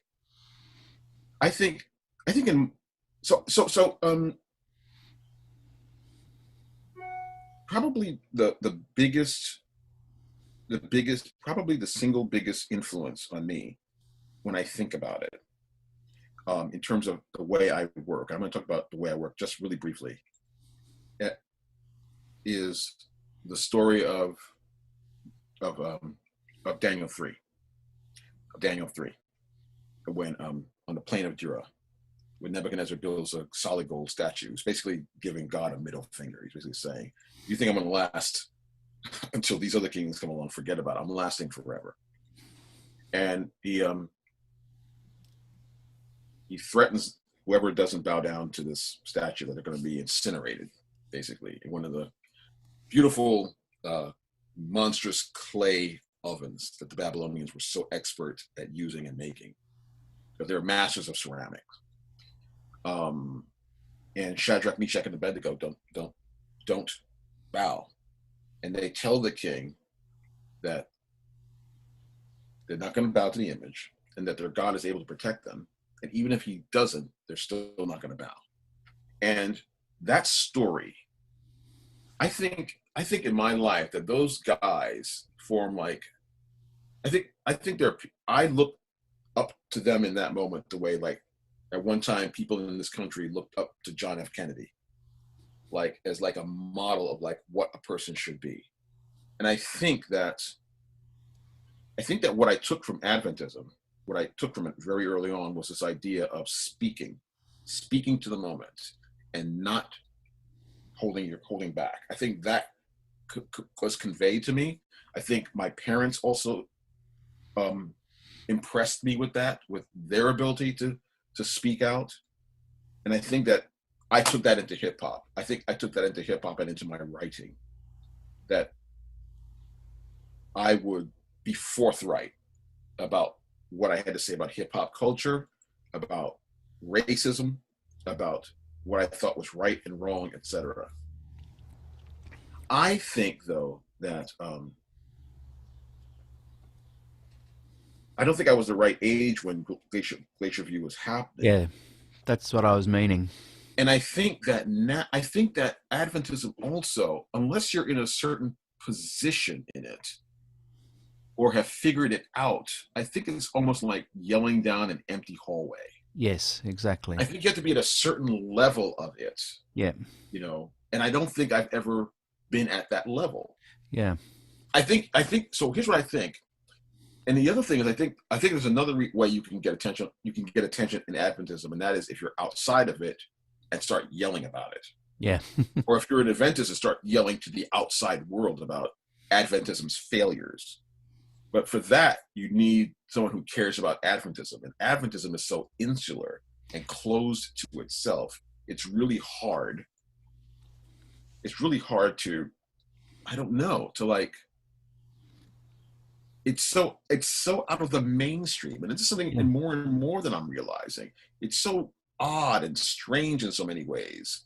I can increasingly see why people think we may be a cult.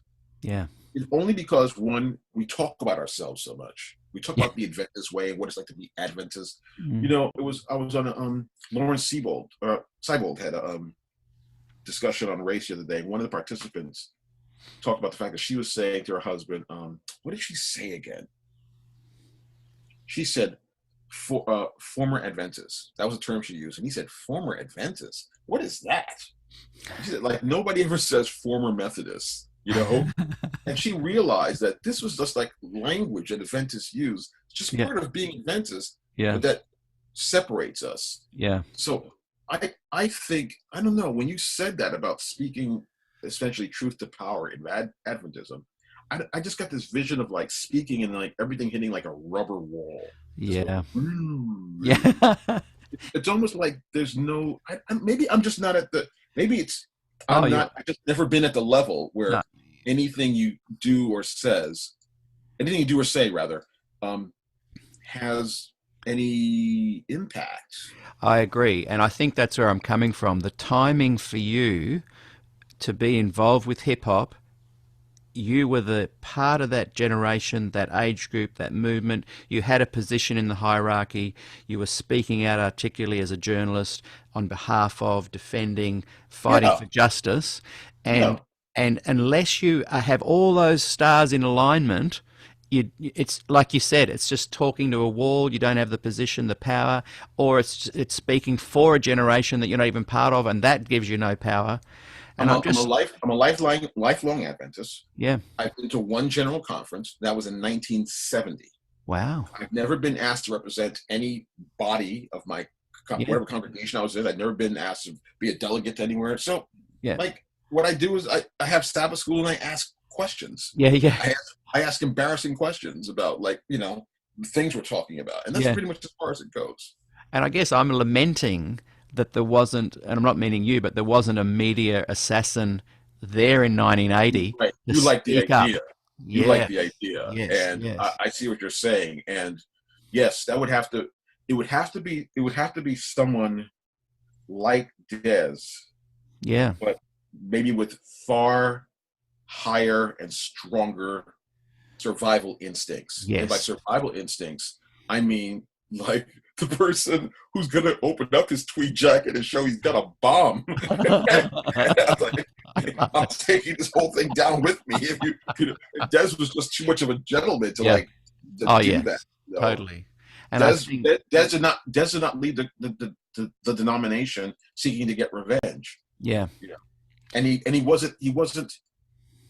I mean, I don't know, when he spoke at PUC, like, that was electric, but it was all Yes. about the ideas. It was all about the truth and the ideas. Yeah. And when they got rid of him, they did it in a small room. Yeah. They didn't do it in front of thousands of Yes. people. I They did it like know. in a small Yeah. meeting. Yeah. Yeah. So, I yeah, saw- you would. I sometimes wish that Bob Brinsmead had been the one they'd taken on, because Bob has a bit of that kind of, I'm going to show you this time bomb here right now. I don't know a lot about him, but I understand what you're saying from my little sense of who Bob Brinsmead is. Yeah. And from watching him the other day when you did your talk with he and Jillian, that I definitely, I can't say because I've never No, spoken. no, and I can't even fairly say that either. But But I just think he would have rustled up some. he got ejected and banned before Des did. Oh, He yeah, got, yeah. like they Oh, said nope a lot sooner. So maybe you're absolutely right. Maybe maybe you're right. Oh dear. Yeah, do you know what's potentially exciting is if young people right now started writing music against the compliance document. I don't know if you know any hip hop Adventist young musicians that you could mentor and inspire. But I imagine if don't know some if songs you came know out. this. I don't No, know if you know this, but the lead vocalists of A Tribe Called Quest were Adventists. right? No, I've not. Q-Tip and the late Five Dog were both Adventists. Really? Yeah, of A Tribe Called Quest, but they later converted to Islam. And also he was in Leaders of the New School. Busta Rhymes Yeah. was an Adventist as well, and then also became a Muslim. So, Oh, and wow. there are probably other Adventist artists or former artists in hip hop. I think a lot of people who become rappers or get involved in hip hop choose Islam ultimately, and then Yeah, that and surprises me. aren't concerned about Adventist issues. No. Um,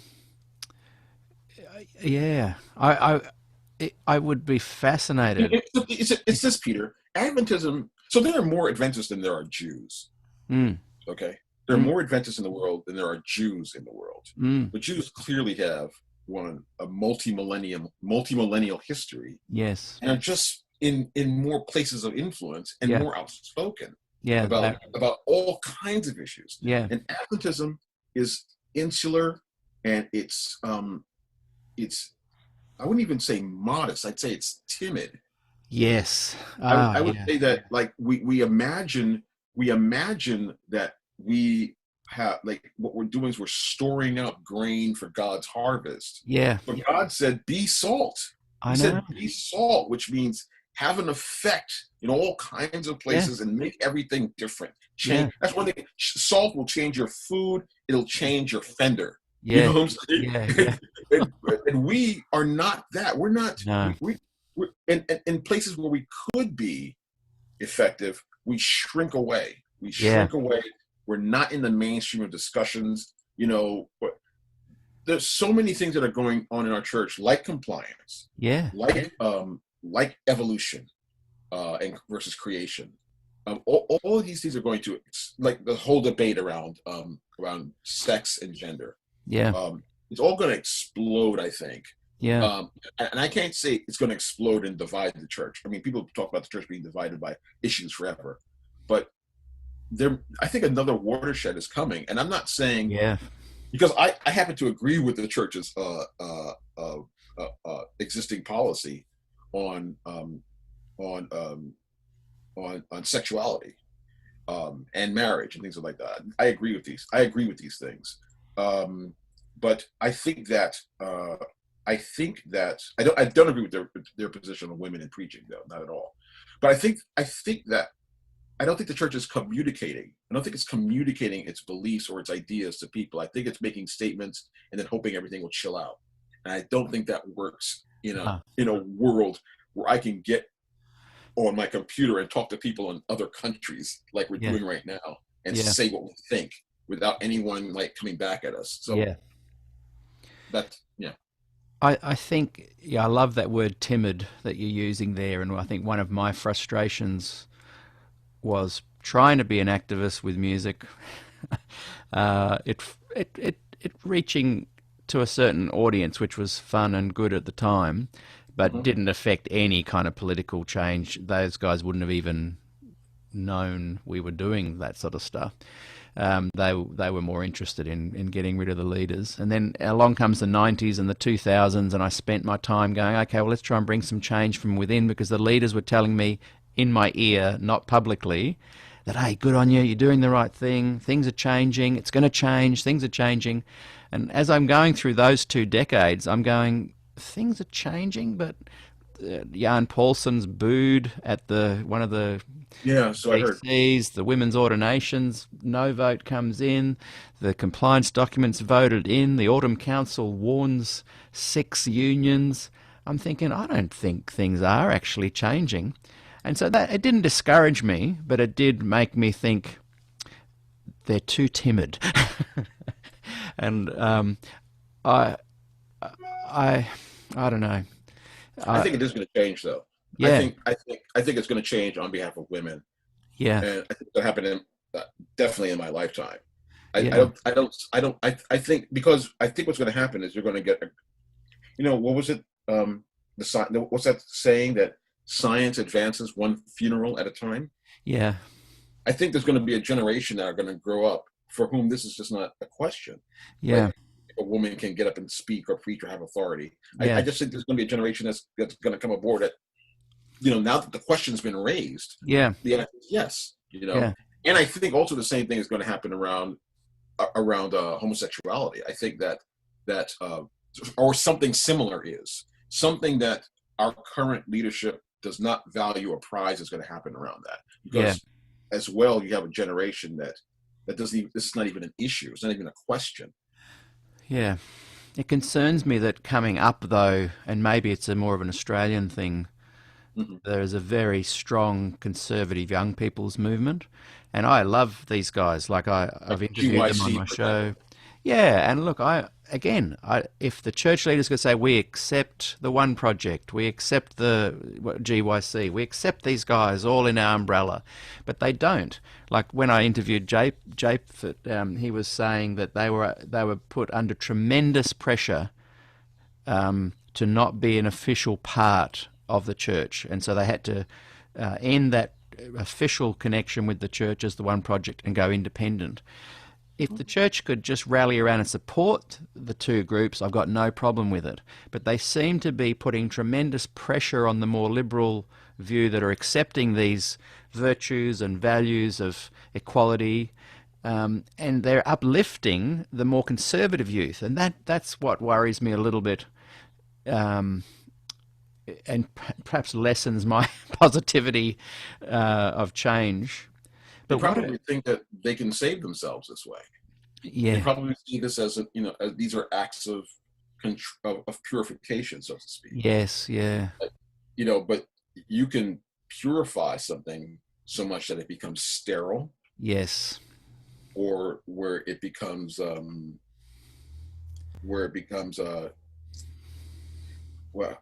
diseased. Yeah. Or corrupted. The way, like if you have inbreeding, like offspring start to have deformities and things like that. Yes. So you can purify this until it's no good to anybody. Yeah. Until it's not until it doesn't rub up against anything or have any kind of like brio. Yeah. So, I mean, I think that the life or value of GYC or the One Project is self-evident. Yes. That is to say, let them do what they do.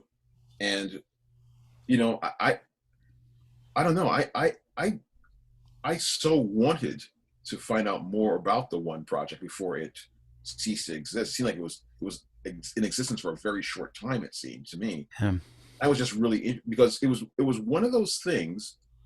It was one of those things that in the description of it, it seemed so right that I wasn't sure I was understanding it. I wasn't sure I got it. It seemed so like they said Christ, that's what we're gonna talk about. Christ we're gonna alone. Talk about Christ. Yeah. Christ only. alone. I'm like, what? I wasn't sure I understood, And from what I see or what I felt I understood, it seemed like they were really like hardcore about it. And I just never. What was the church's objection? It was something about.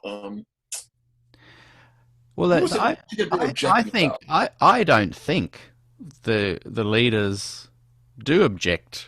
I think they act on pressure they're getting. I don't think the leaders of Avondale and the leaders, I know for sure, the leaders in the union and SPD didn't object personally if there'd been a Des Ford memorial, but they respond to the pressure from the conservative voice that has more money, more power, and reaches to the top where Ted Wilson is. So often, that's why I see and have felt frustrated and discouraged that the beautiful group of the young GYC and the One Project, good on them, they're all growing, and then the leaders get this word to shut them down. But here's what I'm asking: why would they go against One Project and not against 3ABN? And one answer is because 3ABN is media, and 3ABN is always talking about how great these guys above them are. That's one reason, But do you know? I mean, did Well, I know that the conservatives said what that did what did they not like about one they project? they didn't like that the One Project were following the New Age teachings of spiritual formation and emergence Spiritual formation. church and a This is the certain term kind I of keep hearing. I've got to define for me. I and don't know what spiritual it's formation. just it's literally just people saying, look, I want to explore new ways of worshiping Jesus. I might want to have prayer that's longer, or I might want to repeat some Bible verses, or I might want to just reflect in a moment of meditation. All stuff that's biblical.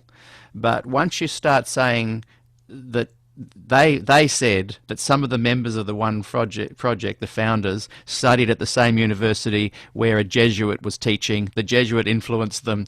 It just gets that crazy conspiratorial. Dun, dun, dun, dun. Exactly. Can I sample that?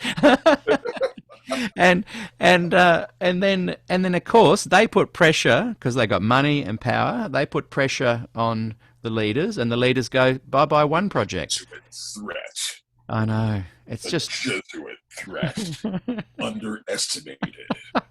I was called a Jesuit last year for the first time. Oh, cool. A tool of Satan, a Did you Jesuit. say thank you? Yes, I appreciated the promotional material. I don't. One- Can I sample it? Yeah, one pastor, conservative. I got to read pastor. more about the spiritual formation thing because I keep hearing about it and like. Oh, look!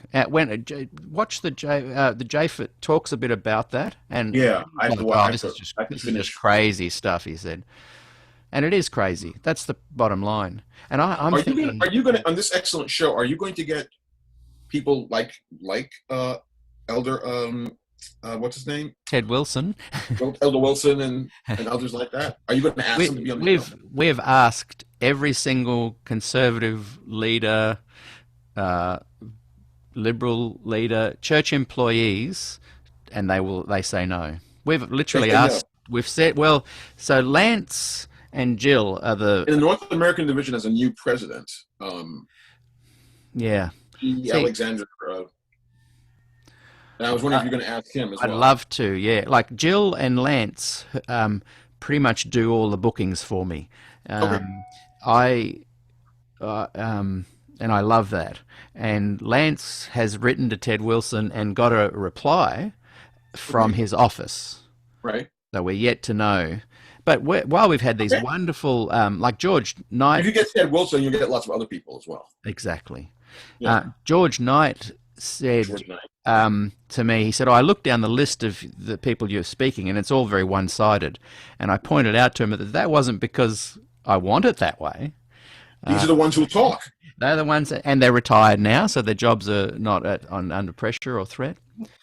But look, we would love an evangelist, any church worker to speak up their thoughts on this, but they're too scared to. And okay, no shame on that. I respect. What are they scared though? What do you think they're scared of? They're a repeat of post-Glacier View, where they'll lose their job. For speaking up about Glacier View, you mean? Yeah, yeah. Well, if they speak up similar themes of Glacier View, themes of Ellen White's authority, themes of the investigative judgment, themes of her visions, themes such as Adventist history that, like you say, has been a little bit swept under. If they talk publicly about this stuff, they're worried they will lose their jobs. And I get that in emails and messages behind the scenes from them saying that exact thing.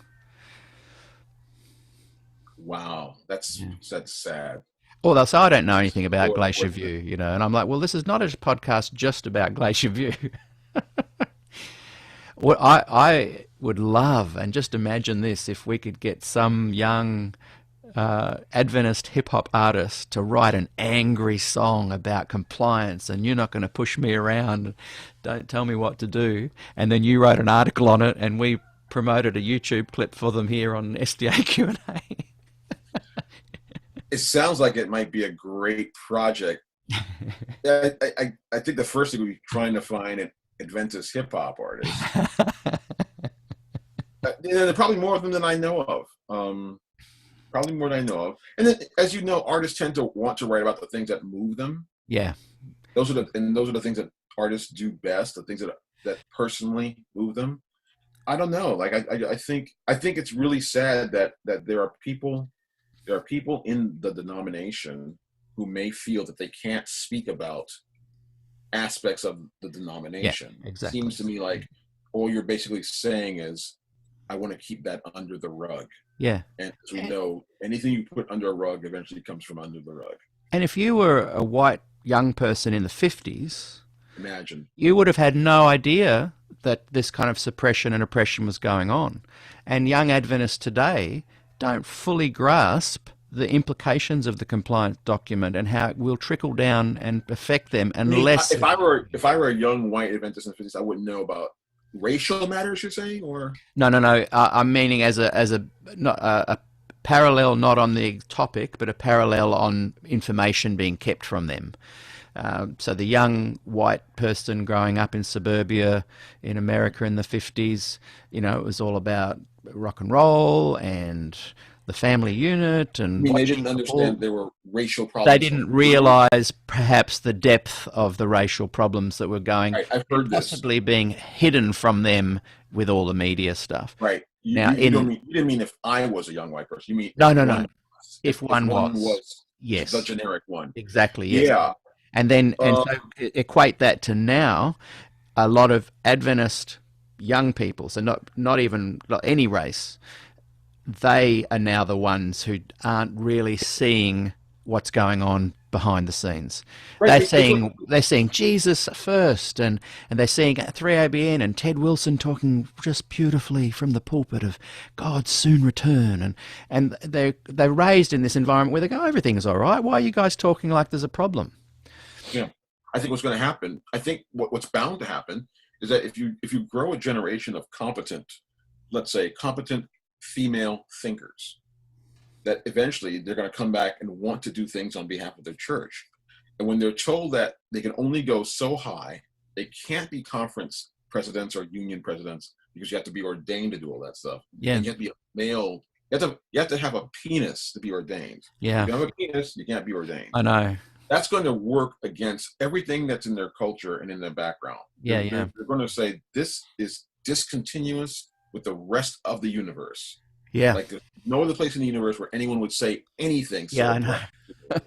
And those because the church is codified its thinking on this now. Yeah. That generation is still a decade out, maybe a decade or a decade and a half out, maybe before they come home to roost. They're your daughter. You know, people who are going to grow up in an era where anything is open to women, and then to say in my own church, I cannot be a pastor, I cannot be a conference president, I cannot run a union, even though I'm more skilled, better trained than all the men that I went to church with. Yes. Just because I'm female, because I have female sex organs. Yeah. That's I think that's going to be unpalatable to many women, or it should be. Yes. It should be unpalatable. Yeah. To so many women. I don't think there are any verses from the Bible, or I'm not even going to say the spirit of prophecy. I don't think there are any verses from the Bible that you can quote that should make that reasonable. That should make that sensible. You know, when the Bible says male and female made he them. Yeah. It didn't put any asterisk on that. Yeah. And so I think the chickens have yet to come home to roost on this. We're talking about the first generation of males. Yeah. First generation of males were saying this is the way it should be. I don't think I think those guys are going to die out. I think you've nailed something that has given me a flicker of hope that I've not yet thought about. Okay, what is that, Peter? I want to know. And in Australia, the controversial kind of live music scene has been when I've done bush dancing. Now that's like you guys call it not line dancing, but where they'll do a call do said do and square dancing. Yeah. Now in Australia, when the convicts first came out here, they developed this thing called bush dancing, which was done at the real grassroots local level, you know. Right. And they, instead of a caller doing the This is square like dancing. Australian roots music, so to Yeah, speak. yeah, it's very much so. And it's a little bit rebellious, but it's very mild music. It's not like an aggressive music, Hmm. but you're getting people to dance.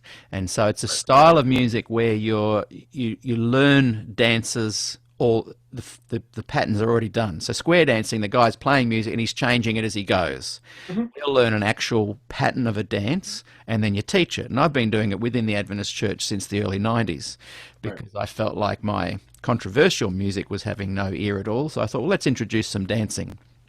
And this was the kind of dancing I could do without getting too much criticism.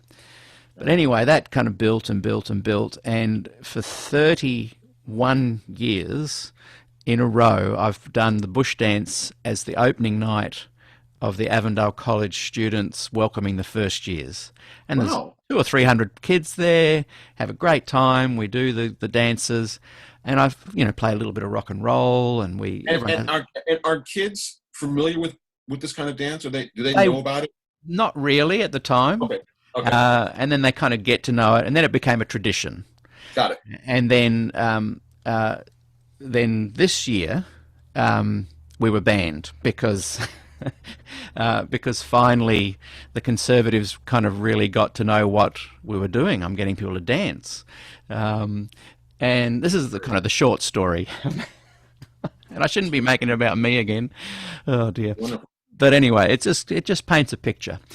So anyway, where I'm going with the little epiphany you've given me is that this particular conservative group wrote about me on this website, and there was a huge kind of backlash and response, which led to the gigs being cancelled from here on in. It was an end of a beautiful 31 years of every year this Wow. tradition, going, where the kids would have fun, let their hair down, and Aussies are real kind of, just tongue in cheek. So some of the guys would dress up like barnyard maidens, and have Wow. wigs, and they're just being fun. They're not trying to be, men dressing in skirts or anything like Right. that. Right. But No, it's trans. yeah, yes. So we got this massive kind of response to it, where I was then called the Jesuit and this kind of thing, and the gigs got cancelled. But here's what was interesting. On that particular thread on this Facebook site, where there was 20,000 members and whatnot, and all the vitriol was poured out, the people who defended me were all the young people, millennials and younger, and they were angry. They were angry, and they were defending me. The baby boomers were writing me emails behind the scene, hang in there, Pete, we know this must be hard for you. And I would Yes. write to them and say, well, go and write on the wall and defend me. And none of them Absolutely. did. Keep going. Keep None of them going. did. Now, Yeah. in my mind, I've thought, now is the time to speak up. But what you've given me hope is that I think in 7 to 10 years, these young kids are going to go, we're not going to take this anymore. We And I think you can never tell what the future is, but I just know that more and more the idea that I'm a woman and that means I can't do something is becoming globally outdated. yes, That's what I'm saying. yeah, And so increasingly, if you're a competent female in the Seventh-day Adventist church, you're going to find its treatment of you as a would-be godly worker incompatible yeah, with your treatment in the rest of your life. It's going yeah, to be jarring, basically. yeah, It's going to be as though you step backwards in time, yes, yes, because women run countries, they run ships, they yeah, run spaceships. Women do anything that women are. I heard a woman just became a Green Beret in the yeah, United States. yeah, yeah, I mean, women do anything, like I said, that doesn't require a penis. yeah, And you don't need a penis to yeah. lead a church. And And I so, think, that these young women that were young women and men of all cultures, ethnic groups that were defending me, all in their early 20s, really. Yeah. In 7 to 10 years' time, they're going to bring an anger component that Jesus had when he went in and cleared the temple. I think that gives me a little bit of hope, because when you think about, if it's not squeezed out of them somehow, and if they continue to develop, yes, because the church has its own way of pacifying unrest by classifying it as satanic and other variations thereof, and people have a hard time unthinking that. Yes, yeah. Unless you really have got your thoughts together about these.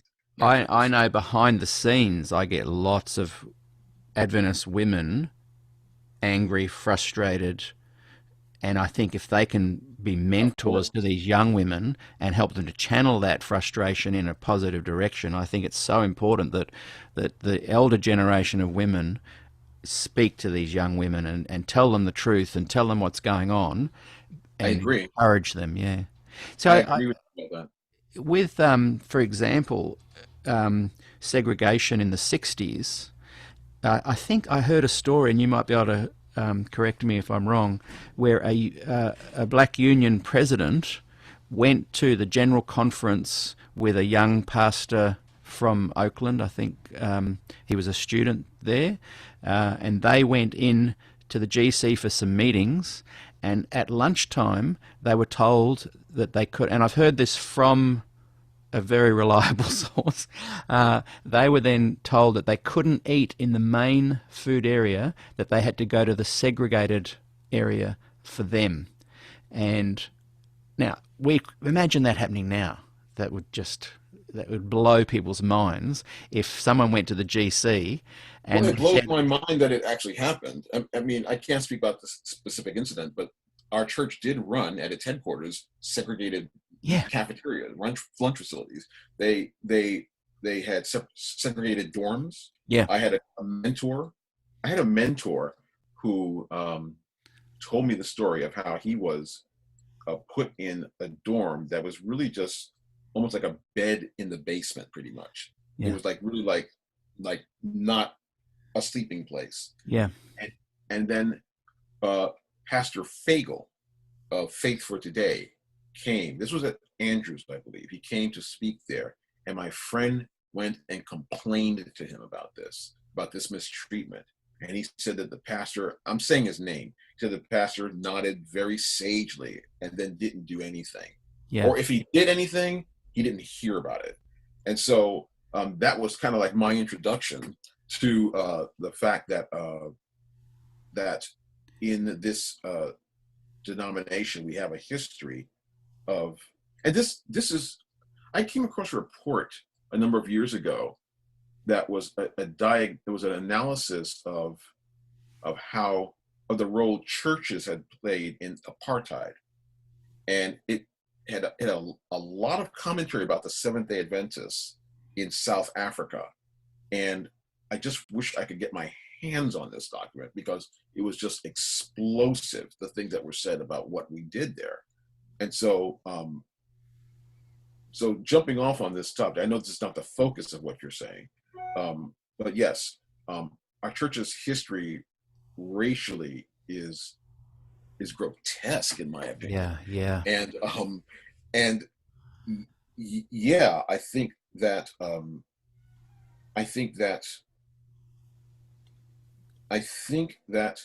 it's going to take people who see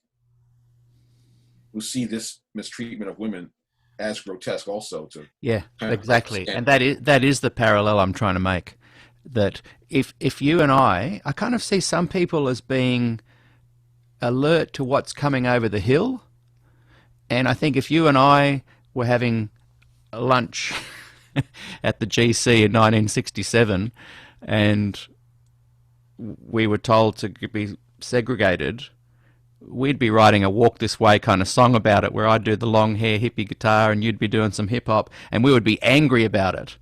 And we would find that a lot of the Adventists of the day would go, look, let's just go along with it because this is how the world is at the moment. Things will change. And I guess what I'm saying is the parallel with women's ordination. So in the early 80s, there's no way they would have stood up for any kind of segregation at the GC. There's no way they would have done that. And I think what's going to happen in 10, 15, 20 years' time, there's no way people are going to look back at this era and go, what? Women were told they couldn't be the top leader of the Adventist church? And I think that what's just over the hill is perhaps people like yourself and me and a lot of people that are kind of a bit frustrated about this with women's ordination. I think we're seeing almost a bit into the future, and I think around the corner people are going to say, what, are you kidding me? There was a time when women couldn't be the top leader of the Adventist church?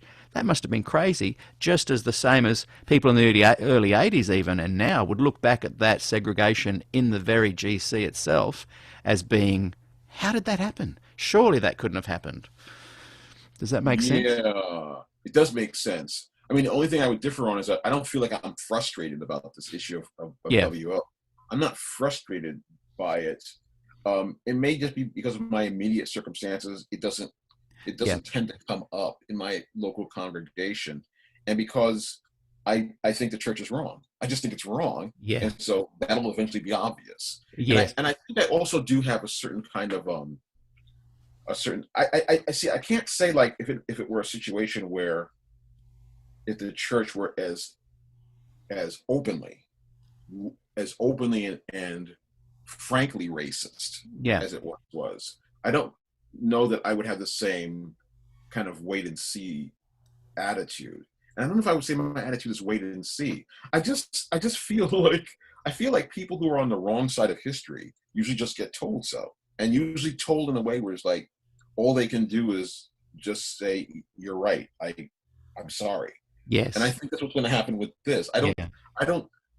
To use a term that's often used as it pertains to the environment, I don't think this is sustainable. I don't think it's sustainable to have half a planet of people. Most human beings are women. Yeah. Okay.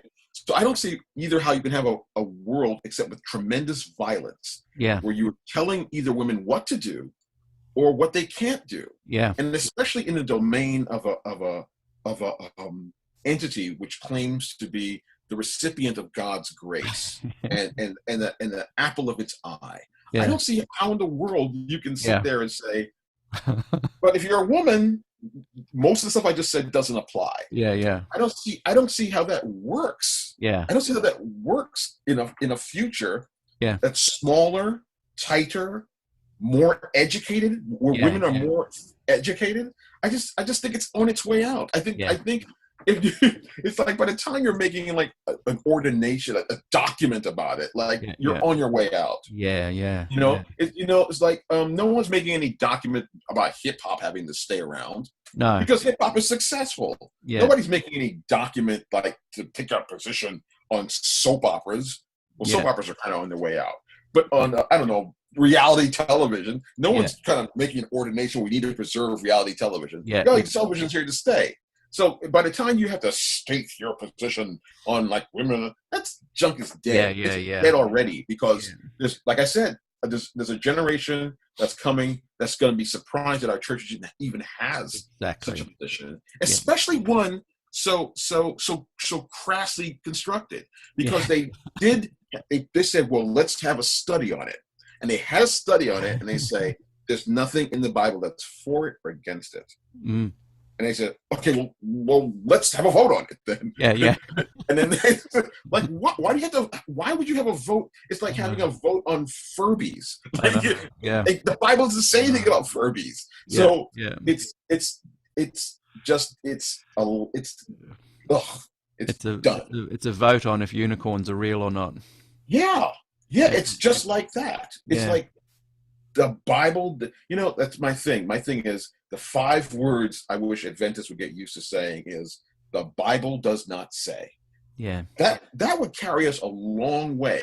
What we do is we're like Vulcans, and we just have to come up with something. We have to just say something that fill the time or the space. It's just like it's not going to work. It's not going to work in a world where women do anything that men do. Yeah. Except father children. Yeah. Like that's the only thing they don't do. Yeah. So like what? And when you look at the sources for them suggesting the archaic notion of the hierarchy of men above women, it's contextual to Paul writing about specific contextual things relating not only to the seven churches he oversaw, but often to only one church or specific people in the church. Whereas when you look at Christ's teachings and Paul's overall message, that's for all time. You know, Jesus is for all time. Paul is often contextual. And I think, you know, I wonder, did the church have meetings in the 70s about segregation and go, well, let's vote on this for now? And whereas now we look back on that and go, that is absolutely ludicrous, that they would make someone based on colour, just the same as now based on gender, have to be segregated. And ordination is a segregation word for women. Yeah, there's no ordination in the Bible. There's no evidence for Christ ever talking about there being a need for segregation. And yet segregation and ordination are used as a weapon. And what we find instead are many statements that are quite counter to these ideas. Exactly. That speak about the equality of all believers, the unity of all believers. You know, all that stuff about men's, what is this thing that, what's the term again for the men's leadership or whatever? You're talking of what that's about. Like the whole patriarchal thing, or what is the term that keeps coming about men's men and women in terms of the women's issue? There's a term pertaining to men's relationship to women that's used a lot, and I cannot remember what it is. I've got a mental blank on it too. It has to do with this whole, it comes out of the whole thing of a woman should speak and should not speak, she should listen, she should talk to her husband afterwards, or all sorts of stuff. And what I would say about that, I would say that these are statements that have to do with the relationship of men and their wives. And it's not about men ruling over their wives or men having the last word.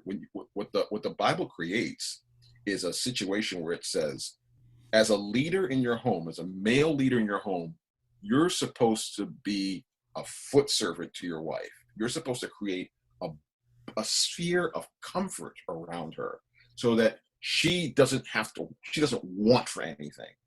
That's the kind of environment you're supposed to. By the time you're saying, it's like, by the time you're saying to a woman, this is my house, or I'm the head of this house, it's kind of like when you're trying to go to a club and you're not on the guest list and you say, do you know who I am?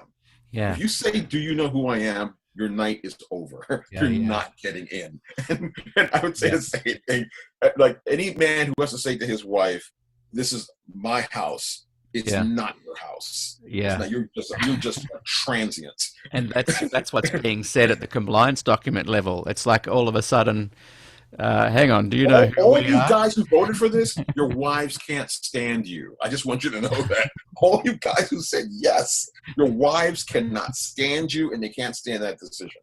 It's just bad. It's bad politics. It's bad science. It's bad theology. It's just bad all the way around. There's nothing. And then also to say that in countries, see, because I realize that there are countries that have different levels of social organization. So even to say, well, the entire church has to exist this way because countries that don't have equality for women are this way. It's just all dumb. It's just dumb to me. Yeah. It's just dumb, and I think we're gonna suffer for it.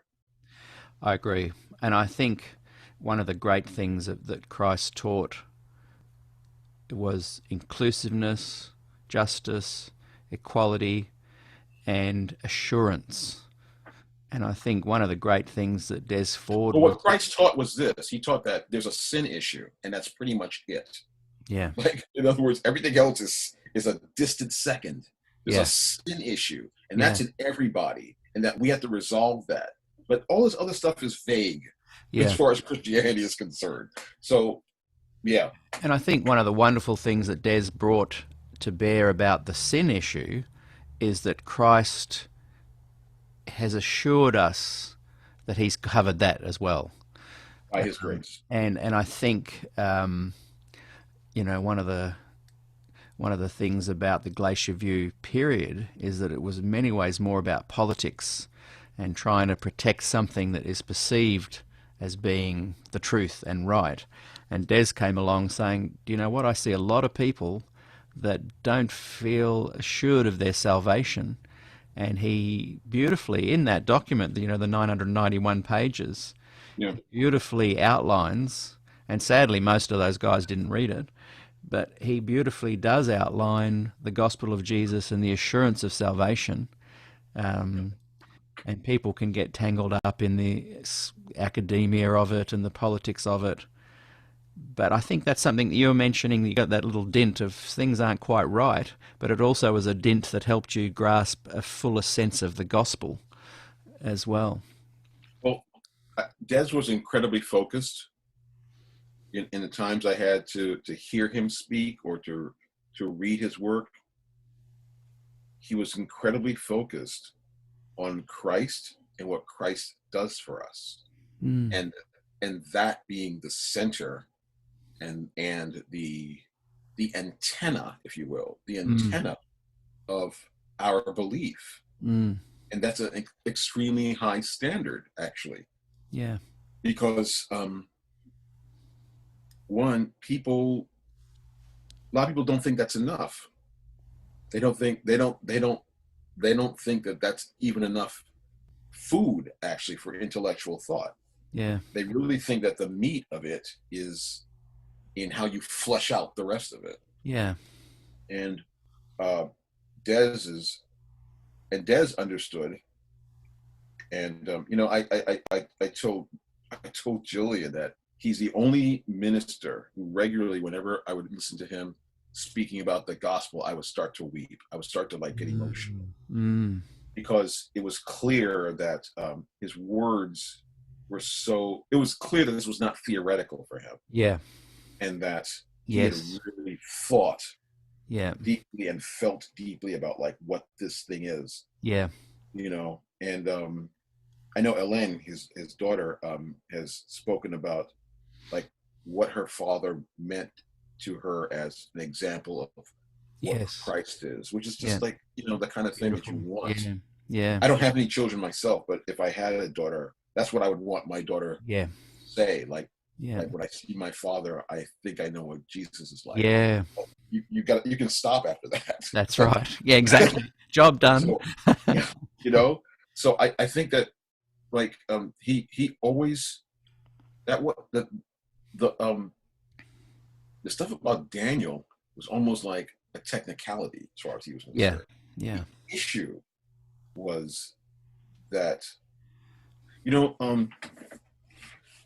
occurred to me a couple of years ago maybe that in Adventist churches, when we read Daniel 13 out loud, this is the chapter on love, that we go past verse 9 without thinking about it. And that's the verse that says, "For we know in part and we prophesy in part." And most of us just read it because the words are there, but we don't even know what it means. But I began to think about it, and what it's saying, at least what it's saying to me, is that you may think you have knowledge and you may think you have prophecy, but at best what you have is just a part of it. Your knowledge is incomplete and your prophecy is incomplete. Now, knowledge and prophecy are the whole Adventist shebang. That's what we lead with. We lead with, we know more about what the Bible says and means, and we know what the prophecies are about. That's pretty much the whole thing. And but this is a partial thing in a verse that's all about, in a chapter that's about love. Yeah, exactly. It's like a minuscule afterthought. Yeah. Prophecy and knowledge. Yeah. Our whole raison d'etre is a blip in love. Yeah. Love is the sphere, the globe that surrounds even in the statement. Yeah. Which is just mind blowing to me. Yeah. And so I think Des was trying to let us know in many ways that we, like, this is where we're supposed to be going. Yeah. Like I said, that Daniel 8:14 stuff was just like, that's just kind of like, if you just read the verses the right way, you'll know that no, horns don't grow out of the air. Yeah. That doesn't make any sense. Yeah. That's just a fix you did just now, so you could turn that and make it about Rome. Yeah. So it isn't actually about Antiochus Epiphanes. It's actually about Rome. It's like 3-card Molly you're playing there. You just did a fast switch. So he just had to talk about that. But the real thing is love and how we treat each other and what we lead with and what we're known for. Like, are Adventists known as people who love? Yeah. Like, until that happens, like, we're behind the ball. Yeah. Until we're known as the people who love everybody. That's right. We're behind the ball. Yeah. We're behind the ball. Until that happens, we're not up on anything. That's what the Bible says. Yeah.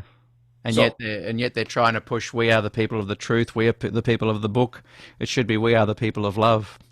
Yeah, that book and stuff, that stuff doesn't mean anything. Because that book is only supposed to get you to love. Yeah. And I say this as the first convicted, as the first to be unloving, to be stiff, to be doctrinaire, to be all those bad things. The very first. I'm not putting myself forward as any kind of example. I'm just simply saying that, like that's the failure, and we go to Christ honestly and ask him to help us, to not be the crude, crooked person I am. Yeah.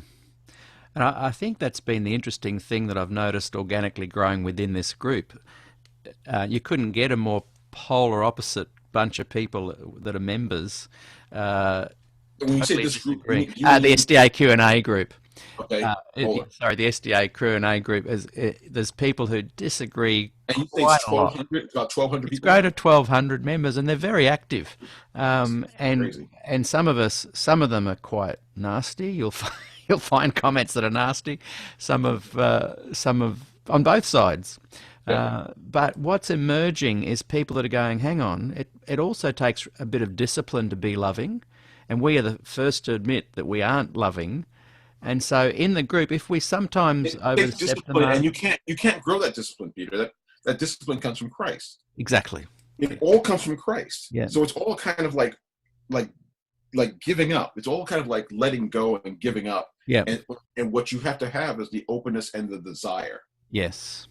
But it's almost like take this vitamin, but you have to remember to take it. Yeah. Yeah. You can't. Vitamin won't remind you to take the vitamin. That's right. And I think, again, that's what Des was highlighting, that assurance of Jesus, the salvation, the love component. Absolutely. And that Christ did it all. That Christ did it all. Yeah. He does and does it. He did it and does it all. Yeah. Like, what do you say that you don't need to work for your salvation. Your salvation. What do you say? This idea that you produce good works as a result of your relationship. It's a natural outgrowth of it. It's not. Yeah. You don't make your relationship better by. If I give my wife a gift, it doesn't make her feel better if she feels bad. But if she feels good, she'll appreciate it. Yeah. So it comes out of the relationship. Yeah. It's not. It doesn't make the relationship. It comes out of the relationship. Yeah. It's like that with music. Like, I love the guitar over there, and I just can't help time in. And I'm not going to be ever the perfect guitarist or musician. I'm going to make mistakes. I'm going to even use the instrument for not good things sometimes. But I do love it, and I'm compelled to try and have a better relationship with it and music, and that's the kind of fruits that come from the love. And I think also, Peter, you would say that as long as you've played guitar, you can never get to a place where you say, well, I've mastered it. Exactly, yeah, you never. Even if you're hailed as a master of the guitar. Yeah. If you ask Eric Clapton, have you learned everything there is to know about guitar? Yeah, he would say, I haven't even started. He'd be the first to say that. I haven't even started. I remember when I taught kids guitar when I was younger, in the 80s, I would say, right, now make sure you do half an hour a week, and we'd write a list up, and the parents had to sign every day that they did half an hour, 5 days a week. And the turnover rate of people wanting to play guitar, they'd be really inspired to start with. The turnover rate was probably, I'd lose about 80% of my pupils every Yes. couple of months. That's thought, the, what's that's the going on here? 80-20 rule, Peter. That's the 80-20 Yeah. rule. And I'd go, I'm loving guitar. They love it. What's going on? And I had No, this that's epiphany cool. one night, and I said from then on, and this is the only change I made, I said, hey guys, 3 days a week, I want you to do 5 minutes practice on those days. So 15 minutes a week. You don't have to tell your parents, just do it if you want to, and let's have fun. I had 100% stay after that from then on. Oh, wow. Purely because I'm saying love the guitar. They'll do 5 minutes, but that would turn into an hour, but based on their love for it. And I think, maybe we can approach the Christian faith and the gospel a bit like that too. In what way do you mean? Like, so what would be So the instead of saying to people, you've got to keep the law, you've got to follow the commandments, obey the teachings of Jesus, or you're not going to get to heaven, kind of a legalistic kind of approach that sometimes Adventists can fall into. Instead of that, follow this Des Ford kind of, not Des Ford teaching, but it's the teaching of Jesus, of, you follow that teaching of love, all of that kind of desire to do the work kind of falls into place in a different kind of perspective. Yeah. As soon as you're I telling would- people I would- they have to play the guitar and practice to reach the salvation of being a good guitarist, they don't want to play anymore. If you tell people to love Jesus, all of a sudden the fruits of that love become, the good works flow. Yeah, I think that person has to. So it's like this. You were introduced to Jimi Hendrix, Mm, and once you heard Jimi Hendrix, it was like you don't have to tell me to practice or anything. exactly. Like, I'm Exactly. in love with this thing. Yeah. And I think that you have to have an experience like that with Christ. Yeah. I think there has to be something about Christ that compels you, and I think that then that follows. I think That's right. learning to love Jesus is, and to understand who he is, what he did for us, what he's doing for us, and by that I don't mean being in the second apartment of the sanctuary. No. I mean ministering on our behalf. Yeah. How whatever that looks like. Yeah. Whatever that looks like. Yeah, I know. He sat down. He sat down on the right hand of God when he ascended. So, I think doing that. I think learning to love who Jesus is, the same way that you were jolted when you saw Jimi Hendrix, and that started the process. Like, Yeah. we have to have an experience like that with Jesus. Exactly, So yeah. I think that, and so I think so that doesn't mean not talking about the other things that are in the Bible. It doesn't mean not No. discussing other ideas, but it means that everything has to come back to Christ. It has to. Yeah. It has to. And I don't know what that kind of teaching would be, but the beauty of Christ and what Christ has done for us, and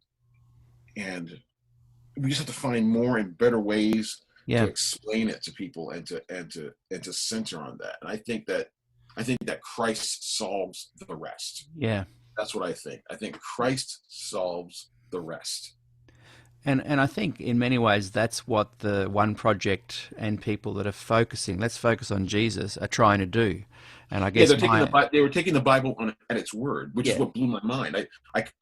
It's like they said, let's form a whole kind of movement about this idea. And yeah, I just never seen that done.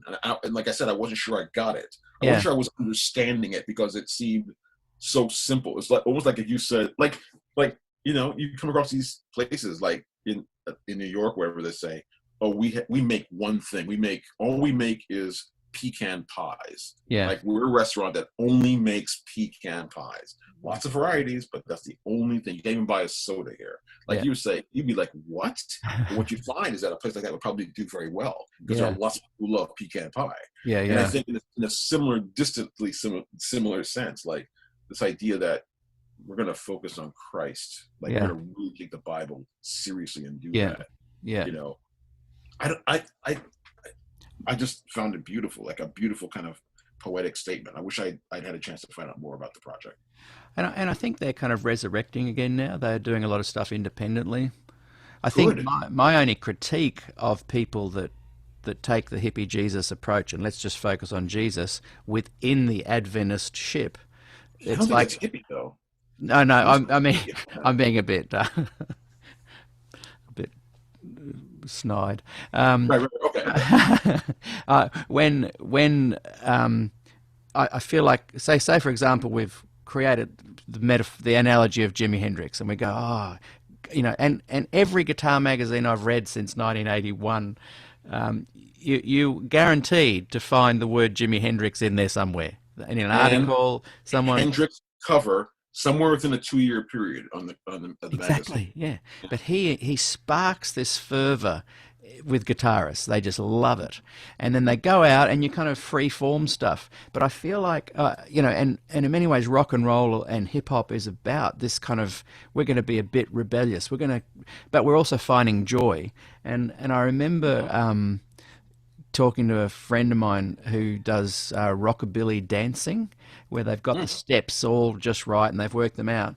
And he was complaining that at his rockabilly dance club, the band would play 32 bars of the guitar solo instead of the actual 16 bars that were played on the original album. And I thought, whoa, you're missing the essence of the Jimi Hendrix experience, where you fall in love with something. And I guess what I'm saying about my only critique of people that are promoting Jesus only and Jesus first, and then opening the door of that room to the Adventist paradigm, which is saying, in essence, now we want you to focus on your practice. We want you to focus on this side of things, and make sure you do that, because you're not going to get salvation. Whereas I'd rather than be able to open the door after a one project meeting into that world of the gospel. I don't know if I'm making sense, but I feel that. Are you thinking that, are you thinking that a one project type of undertaking cannot be sustained in a traditional Adventist context? Is that your concern? Yeah. Thank you for saying in one sentence what I took 5 minutes. No. Well, I think people evangelize, bring people into the church, and pretty soon those people are going to come across the great controversy and read the chapter on the investigative judgment, and they're going to suddenly go, "Whoa, what is this?" I don't know. I know exactly what you're saying, Peter. What you're saying is that these don't necessarily mix. Yes. These don't necessarily mix. You can't. It's it's like putting, I don't know, like putting an engine from a Bugatti Veyron on a Pinto. Yes. Like the engine is bigger than the car, actually. Yeah. It's like it's just not gonna work, man. Like, I'd love to see the one project go, let's start our own thing. Or I'd love to see the Danish and the Norwegian union, let's start our own thing. It seems like the liberals and the conservatives constantly hobble each other. And I think, maybe, and that's why I love chatting to you, because you've got this really two striking life paths that you've led and continue to lead, but you hold them in balance, And so I don't know that I do. I don't know that I do hold them in balance. Right. I know it's all experimental in a certain sense. I think, though, for myself, that. So one thing my wife said that was very beautiful, she was very kind about this. She said that when she first met me, she could see that I had a lot of respect in the community of hip hop artists, but that I wasn't there trying to be some kind of stereotypical hip hop person, whatever that meant. I wasn't trying to, how like when Peter tries to fake that he's not down with Christ by swearing and doing all that kind of stuff. Yeah. And he catches eyes with Jesus and it breaks his heart. Yeah. Like what I always did, I always not tried. I was just always the same person in whatever context. Yes. You wouldn't see me in church and say, you're acting different than you usually do. No. Or you wouldn't see me with, I don't know, Stetsasonic and say, you're acting differently than you usually do. And you can see that in your interviews too on YouTube. You're the same person right now. You're the same person as you are in those interviews. And right. Oh, that's very gratifying for you to say that. Well, yeah, Zakiya said the same thing. She said that that she recognized that in me, that it was, but I wouldn't say I've got them in balance. I would say that that I'm not where I should be as a person, certainly. So I don't have anything in balance. Like it's all out of balance. Like it's what I'm trying to do is I'm trying to live. I'm trying to not be hypocritical about like what I want from God. I'm trying to like tell him the truth. And I be honest. I hasten to add, and I'm glad that you've said that, because I'm in no way calling any GYC or any one project person as being not authentic. Those right, yeah. I'm glad you said that, and I didn't get that impression. I think it's good to make the clarification. Yeah, you know? I'm more just stepping back, not looking at individuals. I'm just saying, I'm just kind of pondering. I look forward to the day when Adventists can say, look, we do accept all of you guys. I feel a word from the politicians and the leaders would just make all of this seem a lot more inclusive and make a lot more sense. I think Ted Wilson is far more interested in orthodoxy, though. Yeah. I think that he gives lectures where, like, if you took those tests where you see if you took one of his lectures, and if you kind of ran it through a test where you see how many new words did he use, or how many words did he use, how many times did he use those words, and then if you ran that same test on any of his speeches, you'd find that pretty much 87% of the content of any speech he gives can be found in any of the other speeches he gives. I think that he pretty much like gives variations on the same talk almost every time he has to speak to someone generally. And I think that to me is a sign of orthodoxy, that like his goal is to maintain the theological coherence of the denomination, not to kind of like he's like the guy with the checkered flag. His job is to do one thing, and not to do that. He's not supposed to do this with it. He's not supposed to go like that. He's supposed to go. And I think that I can't hold that against him in a certain way. I'm sure that's kind of like what the office calls for, maybe. Yeah. But then again, Jan Paulson was like an individual, like he was head of the church, but you definitely got the sense that there was a person there. A person that was like, and this is me talking. Like, I don't know if Ted's ever going to see this. I should call him Ted because I don't know him. Elder Wilson's ever going to see this.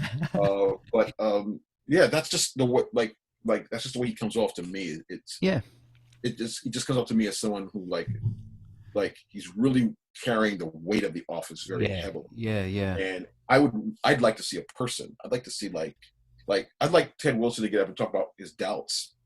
I don't mean like the times he had doubts, like his doubts now. Just to know that he has some, as opposed to like his standard lecture, which he seems to give often. Well, I think that's one of the things that people are drawn to. With all due respect to I'm just saying this. Let me agree with you so that we could both take the fallout if there's any. No. I'm for what I say. Yeah. Yeah. But I agree with you. It resonates with me very much, and I think it goes to the heart of people are drawn to authenticity. And you can have the most lo-fi video with someone just sharing their view from a very authentic space, really touch more lives than people have put a really produced together clip that's all the right words and the hushed tones and the, like people yearn for, particularly the younger generations, they yearn for that authenticity. That's what Christ said. He said, one guy came up and talked about all the good things he'd done. And then one guy came up and clutched his breast and said, Lord, be merciful on me, a sinner. Which is a prayer, by the way, that anybody can utter at any time and anyone can relate to.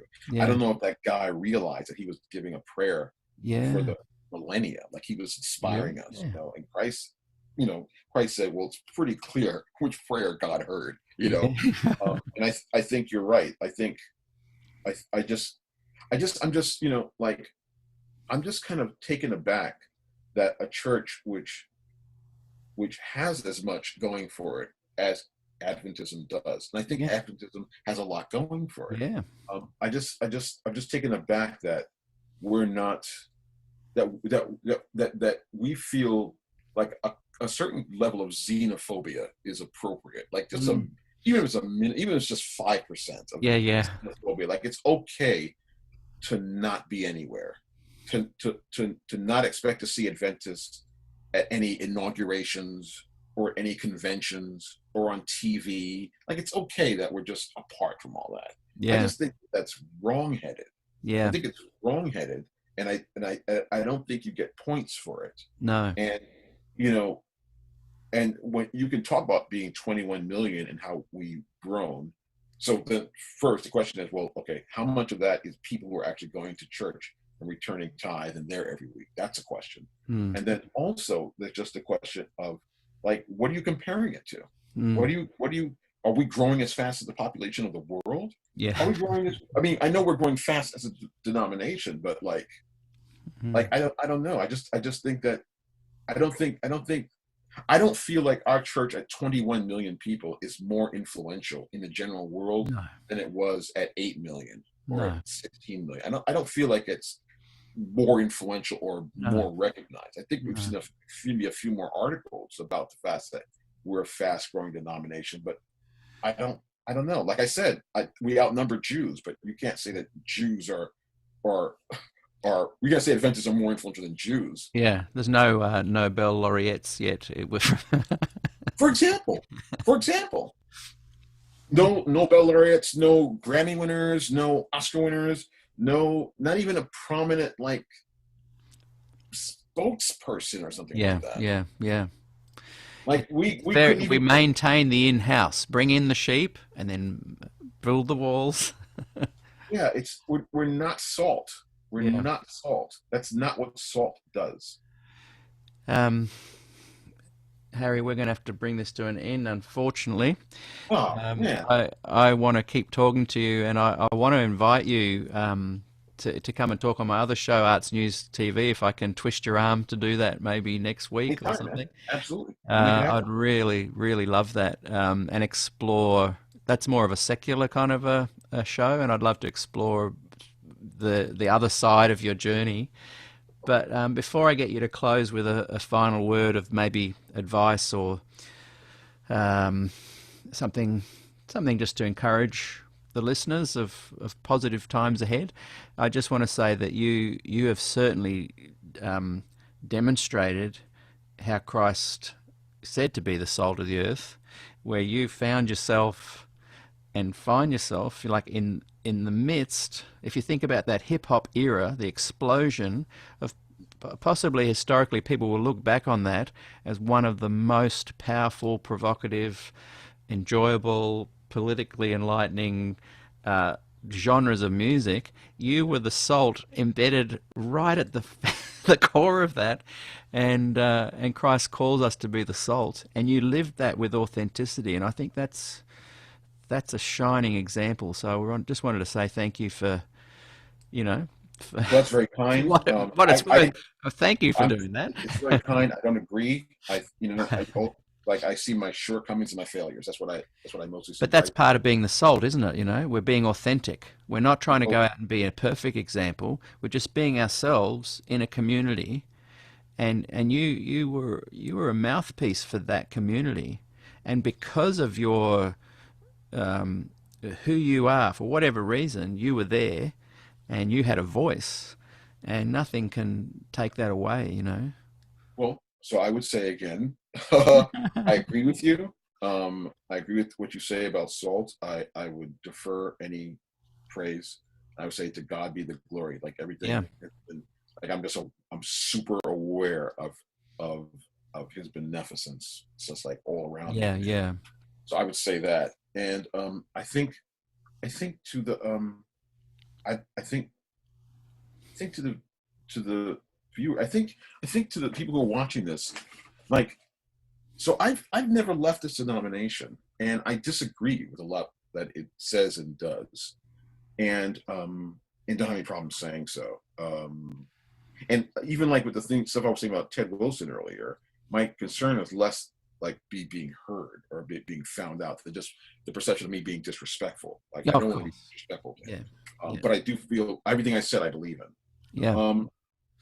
But I guess I've never thought of leaving the church because I don't take it that seriously. And by that seriously, what I mean is that it's in me. Like the church is me.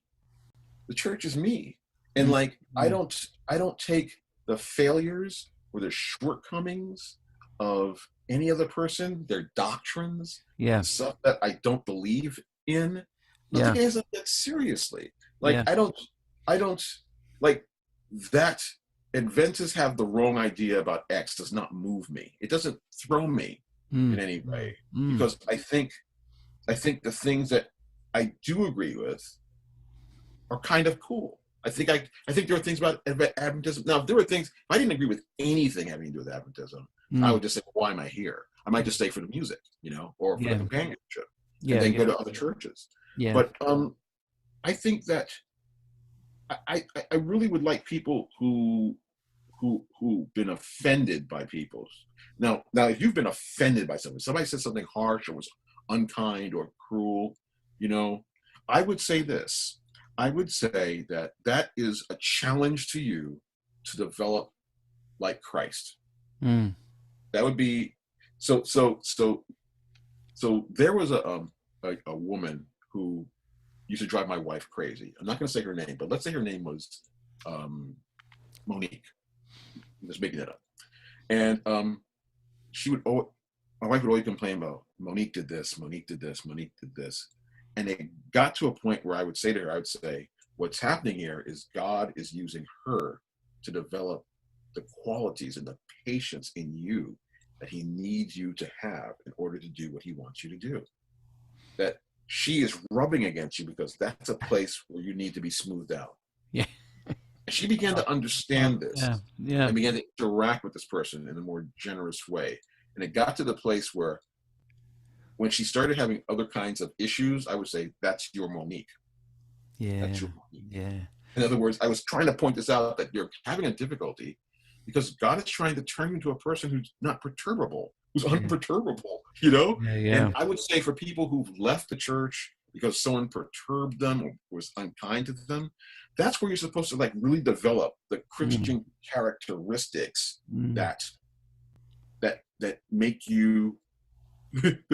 I'm sorry, you're going to hate me for this. I'm going to give another example. I don't remember the name of it, but there's this episode of Star Trek: The Next Generation where they're hunting for this artifact. What it is, it's a weapon that when you point it and shoot it at a person, it amplifies whatever rage they have against the person who's shooting at them and destroys them. So at the very end, I'm giving away the end. This is a spoiler alert. At the very end, they find the artifact, and the people that Picard has been working with, they point the gun at him, and Picard says, empty your mind of all feelings and all thoughts. And they shoot because they're trying to kill Picard, and the rage just goes through him. Doesn't affect him. They shoot him again, it just goes through him. Doesn't affect him. That stuck with me because I think that's what God wants us to be. He wants people who stuff goes through us. It doesn't affect us. Ill in us. So I would say to those people who've been affected, who've left the church for those reasons, it's not a matter of the church. It's not a matter of Adventism. You're going to lose your life. You're going to go to hell if you're not in that. It's nothing about that. It's totally about church as a gym. It's an exercise place where you exercise Christian qualities and you learn, you get information. It's like those places where people go and they do exercise routines, like all those. Exactly. All those exercise techniques you do in a big room. That's what church is. So I would like to see people who've left for those reasons to go back, and people who have theological differences don't give the church all that much credit. Like take stuff that's good and stuff that's bad. Just take it and talk about it. Say why it's bad. Like talk about why it's bad. Like be influential among those people. That's what I would. That's what I would. That's what's sustained me. That's what's allowed me to continue to be a Seventh-day Adventist and go to a Seventh-day Adventist church. Loving people who love me, and me asking questions about the things that I think are whack. And seeing my job as to develop and to be like Christ and not being there. That's kind of what I would want to say because my sense is that there are a certain number of people who have left the church who watch Yeah. what Oh, we're yeah. doing. There's Who are every kind of pissed possible off. They- every they've been possible seeing it all. Adventist variant is watching. As I often say, Christians are typically the worst arguments for Christianity. Like, we're the worst argument for Christianity.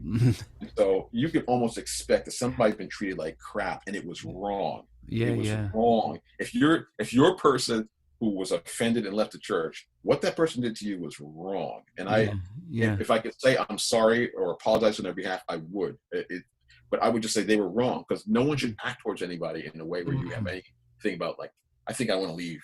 Yeah, Like, yeah. no one should act that way in a church. Yeah, yeah. But I would say that something can still come good out of it for you.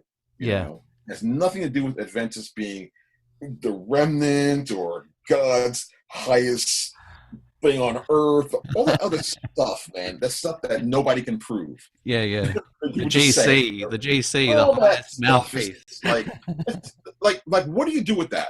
Yeah, What do yeah. you do with that? You mean you can't make bad decisions? Yeah. So what is it good for? I know. Like, it's all myth. Yeah. Like, I want to be real clear about this. I want to be clear what I'm saying is I'm not saying that the church does not have God's high regard. Yeah. It's not the thing that he wants. It's not the thing he's provided. It's not the thing that Christ loved. Yeah. I'm just saying that, like, you should be real careful about the stuff the church says about itself. Yeah, Like, yeah. and you should really see what other people say about the church. Like, let that be your guide, not what the church says about itself. Yeah. Yeah. Don't believe what I say about myself. Yeah. Take it all with a grain of, again, salt. And to you, Peter. I love that. I love that. And that's lots of food for thought for me too. And like Len's coming up next in our interview. And we were chatting about Des with some of his beliefs. And I said one of the greatest things that I got from Des was not to follow his teachings. Absolutely. But he taught me to be my own person and think for myself. And so I probably would, there's lots of things Absolutely. that I would disagree with every single person in this group on beliefs and ideas and thoughts. But I took away the idea of loving your fellow man, fellow woman, and being your own person, and I think. And did you notice also, Peter, that Des didn't sit around and talk bad about Adventists? No, he's like he lived. He didn't do that. He He lived. rarely mentioned them. Actually, he would give a talk and say, I came from a church where people believe this. This is not true. He would talk about them in a kind of like, analytical kind of way. Yeah, yeah. He wouldn't sit there and say, "Man, those guys did me wrong." It's like He, the last thing you'd hear Des say. he's It's one like, of God the- bless them, and he really meant it. Yeah, yeah, yeah. Oh, the irony. Hey, Harry, I've really loved chatting with you today, mate. That's very kind, man. It's been a pleasure. been really- Thanks so much. Thanks for the good work that you're doing here, doing this. I think Oh, this is thank you. like, this is like, I'm not speaking about me. I'm speaking about all the rest of the stuff that you guys are doing, man. Like, I just want to go through every interview that you've done on here. Like, this, people are saying, I should mention, you had Ron Numbers here. Ron Numbers and his friend. Jonathan Butler. Yes, Jonathan Butler, and I'm nearly finished watching that, and that's been some good stuff. Some good stuff.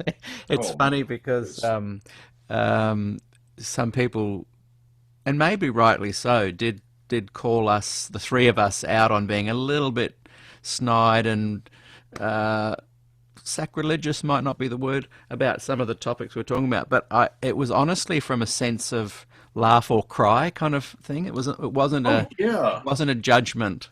It was war stories. You guys were sharing war War stories. stories, yeah, and then kind of laughing about it. Yeah. And again, that's kind of why I love, the palette of hip hop, because there's some serious war stories going on there in that music, but a serious amount of comedy as well. That just Absolutely, which is incredible. and irony and it's people, because what you learn is that usually human beings have a whole range of emotions. Yeah. Like, like, even if you say my reaction was sheer terror, Yeah. there's often something else mixed in there. It's Exactly. usually not. It's very rare to have one pure emotion as a Yeah. response to almost Yeah. anything, especially if the thing you're having, if it's a job you hate, there's still moments that are just like hilarious, where the boss shows how stupid he is, and you just have to laugh, Yeah. even though the boss's stupidity is the thing that's making your job so horrible and unbearable. Exactly. So I think in hip hop, it sustains all kinds of responses, all kinds of things, because all kinds of people are having all kinds of multiple reactions to things that beset them in their lives. It's very exciting, and yes, I think so. And I think too, like we raised some issues where we may have been a little bit joking about psychology and stuff of Ellen White, and again, it wasn't from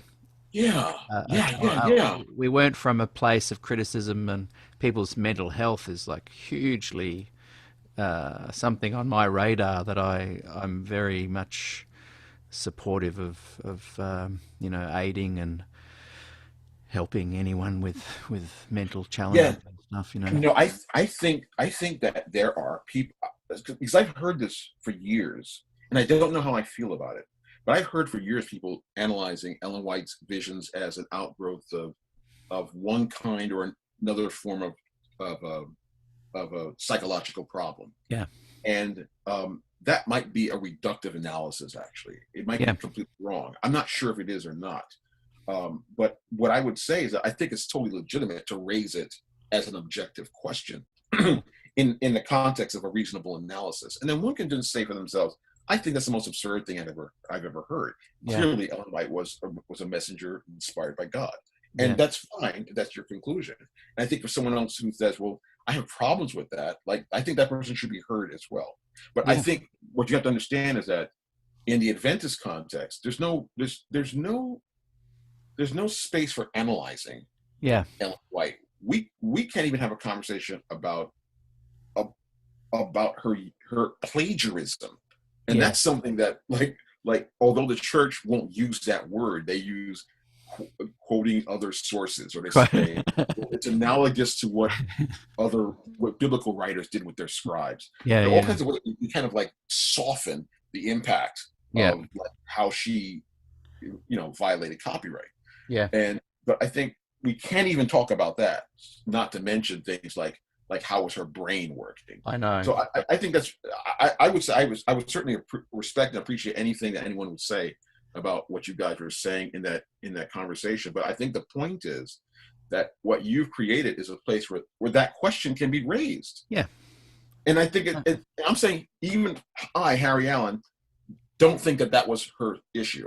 I don't know though. Yeah. I haven't really given it a lot of thought. So my first Adventist response is to say, well, no, that's not the case. Yeah. But I think the question's a legitimate one. Yeah. Because either she was experiencing epileptic fits or seizures, whatever, or she wasn't. Yeah, exactly. So the question will be raised and then answered. And truth can withstand scrutiny. And she said that. Yeah. She said that. She said we can be fair. That was what she said. We can afford to be fair. So So you're right. People are going to hear that and they're going to say, "Oh no! You're talking about the prophet. You crossed the line." And I would say, no, you haven't crossed the line. I would say you can ask the question. Yeah, exactly. It's simply the question. And I'd love to see. You can ask the question, and you can express the belief that yes, I think that she experienced seizures, and that's where her visions came from. If that's what you believe. And you can even err and think one thing one day, laugh the next, change your mind, say I'm sorry. Reinforce your thoughts. We're allowed to do that, and that's what I think is important about understanding the rules of asking why. I wish the best prayer in the Bible, the one I love, is the one where the guy says to Christ, "Lord, I believe, help thou mine unbelief." Yeah. Wow. Yeah. What a thing to say. I love it. God. You know what I'm saying? Lord, I believe, help thou mine unbelief. And he's saying this about his son. Yeah. All right. So he's like, look, I don't have time to play games. Yeah. Do you? Exactly. Christ said, check this out. Christ is in the garden. He says, Lord, if possible, Father, if possible, let this cup pass from me. Do you know what that meant? That meant, if it's possible, Lord, I'd like to pull the eject lever. I'd like to end this right now. Yeah. Call it all off. Our infinite millennia of rehearsal for this, our discussions, forget it. I'm through. Right? If it's possible, let me out. Yeah. But not as I will, but as thou wilt. Do you realize? Have you heard the story of the guy in Russia who realized that the anomalies he saw in his device were not incoming American missiles, and he called off the Russian retaliation?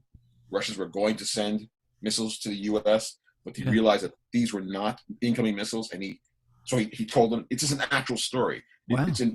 I gotta find the guy's name. He's I always just think of him as a man who saved the world. An actual Russian military soldier. He saw what looked like incoming missiles from the United States on the screen and said, that doesn't make sense that they would launch this way, that way, and he didn't allow them to retaliate. And it turned out it was just an anomaly. It was birds or whatever it was. I'm saying, in that moment when Christ said, Lord, if possible, let this cup pass from me, that was the night the world nearly ended. The world nearly ended that night. I mean, we don't realize it when we read the story, what he was saying. So I'm saying if Jesus can say that, we can pray for anything or ask for anything from God. We can think about anything. Yes. I mean, within, the boundaries of what we say we are, of who we are. Yeah. But so, as you were saying, I don't think it's sacrilegious at all for him to say, this is what I think Ellen White was facing. If somebody else has another opinion, they should probably either email you or ask to be on the show and talk about it. Yeah. Yeah. And say, this is why he was wrong about this. Yeah. And I think they were critiquing that we were being a bit flippant about it. And I would say that what I'd love to see within Adventism... You probably were being a bit flippant about it. That's because you've been caged in Adventism so far. There's probably a kind of naughtiness to it. That's what I was saying. Yeah, the laugh. Like, let me tell you what I really heard. The laugh or cry thing. And I'd love to see within Adventism not only some hip-hop groups, but I'd love to see within Adventism some Adventist comedians to just put this stuff out there, and just have some... There's a lot of comedic material within Adventism, but maybe there is, but they wouldn't go down well. There's just some stuff that Adventists are not ready to joke about. There's just something they're not ready to joke about. No, that's true. Mate, we'd better go and make room for Ellen. She's waiting in the wings, ready to come on. Those that are watching, just give me 10 minutes to do a turnaround, and we'll have Ellen here very soon. And one last quick thing, someone pointed out that earlier when I talked about the Aussie guys wearing dresses and wigs, I think we said, or one of us said they were trans, but we should have said cross-dressing. That's what I meant. I said, I used the word, or I should say the prefix trans, but I meant cross-dressing. Yeah, and I couldn't remember if I'd said it or not, but I thought, it was me. Let's nip that in the bud so that people know that that's what we were meaning. What I actually said is it's not trans. In other words, I was saying that it wasn't someone displaying a transgender. Yes. Either orientation or... they weren't making any comment on gender or politics in any way. Right. Not in that sense, at least. Yeah. They were just having fun. Peter, it's been a pleasure and honor being on. Been so good, mate. Is this a show? Should I say on your show or on your blog, or what's the right term? I was about to say on your show, but I don't know if this is a show. So. Thanks for being on my resource. SDAQ&A. That's what I'll say. Yeah. And here we are back in 2025. What a fascinating interview. I really enjoyed that. I enjoyed replaying it, and boy, it was fantastic. And I hope that Harry might be even watching today and gets to see some of that. What a great guy. You can tell I was a little bit starstruck there, can't you? because he had influenced me, as we were talking about the wide palette of music that I've kind of embraced and enjoyed over the years. It was just weird how I didn't realize it was that Harry Allen. He'd written many articles. He was the PR guy for Public Enemy No.1. I'd actually, particularly in the 90s when we were able to access a lot more articles and things from around the world. So I didn't click that it was him. And because Gillian and Des loved him, got behind his work, supported him, but never really knew that he was involved with the hip hop scene and stuff. So I remember that when I sent him the link and we were chatting just beforehand, I thought, hang on, this isn't just some Harry Allen guy that's an Adventist that wants to say some things about Des Ford and Glacier View and the Adventist Church. This is that Harry Allen that's even mentioned in Public Enemy, one of their songs. So anyway, I was a bit starstruck, but we settled into a really great conversation, and I hope you enjoyed it.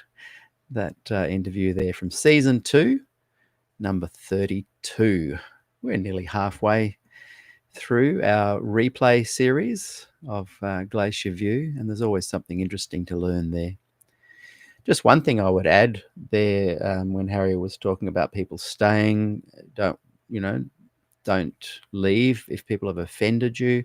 That wasn't my case. It didn't worry me about that kind of thing at all. And then he said, and if it's about theology, then maybe don't worry about that either. And I can understand that. But for me, I feel that seeing again 5 years from that time, and having lived many, many, many years within the Adventist Church, where pastors and scholars and academics and leaders and youth leaders would say to me, things are changing. If you be a part of the change. And I never saw it change. And since leaving the church, I've realized they weren't really doing anything to make a change anyway.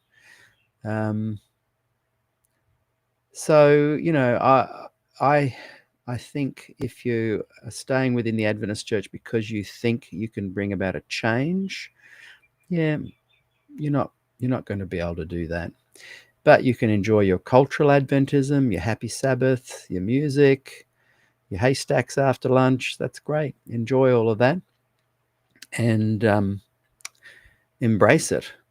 But one of the reasons I would say that I'm glad I left and that I wouldn't put my name to the Seventh Adventist Church is because I don't think it is a safe place for young kids to grow up in. There are many, many great things about growing up within the Adventist Church, so don't get me wrong. I'm trying to think of an analogy to explain it. Yesterday, I took my daughters to a beautiful, in our lake, it's like an open swimming pool in the lake. I actually have a picture. I wonder if I can try and bring it on the screen. SDAQ&A experience. Let me see if I can. Just to show you what I'm talking about. Does this come up on the screen? Oh, yeah, it does a little bit. So let's see if I can make it bigger. And I'll just remove the QR code. Thanks for your support, by the way, everybody. Yeah, might as well, if we're giving an analogy, I might as well give some visual aids to help you understand what I'm talking about. So this is the corner here of the this kind of swimming space that they've built into the lake. And when I was a young boy, so there's that, you can see Ruby on the edge running out. And we both went in and had a fantastic swim in there. But when I was a boy, this place was still there. It's only about 20 minutes away from me. And I don't know if you can see there, but around the edges, there's netting now. But when I was a boy, there was no netting. And so we often didn't really feel comfortable swimming in there because, what do they call those? Bull sharks, big fish, jellyfish would just kind of float through. Debris would float through. And here's my example. When I now take my daughters to swim in this beautiful part of the world, this beautiful water, this beautiful swimming pool that is part of the lake, I feel really happy doing so. Yeah, some fish and small jellyfish can get in through the netting, but nothing that really is going to cause harm or fear. However, when you bring someone into the Adventist church, and sure, you might bring them initially into Happy Sabbath, good music, a church that does great things in the community. They have haystacks, and they're really lovely people, and there's a great environment for the kids. I take my girls to some of these churches and enjoy hanging out. But the problem with Adventism is that it is like an unguarded swimming pool. And you go diving into the Adventist waters, you are quite likely to run into a jellyfish or a little bull shark or some big fish that want to nip at your toes. There are landmines within Adventism that unfortunately, hang on, where have I gone? Unfortunately, young people can fall pitfalls, holes, potholes that they can fall into. And some of them are deep theological things that can scar young kids. Anyway, what a long, boring analogy that was. I will be taking my daughters for a swim in that same place in about an hour. So I'm looking forward to that. Anyway, great to see you all. I hope you enjoyed today's program. We will be back tomorrow, I think, with Elaine's program that I talked about, and I hope you can join me. So, yeah, let's go out with that very interesting comment that Pastor C.D. Brooks made a number of years ago. Adventists, kind of potholes that I'm referring to. See ya. And God's will is simple. The most wretched man in hell will not be Adolf Hitler. The most wretched man in hell, or woman, will not be one like Joe Stalin or some of these more modern devils. The most wretched person in hell will be a former Seventh-day Adventist.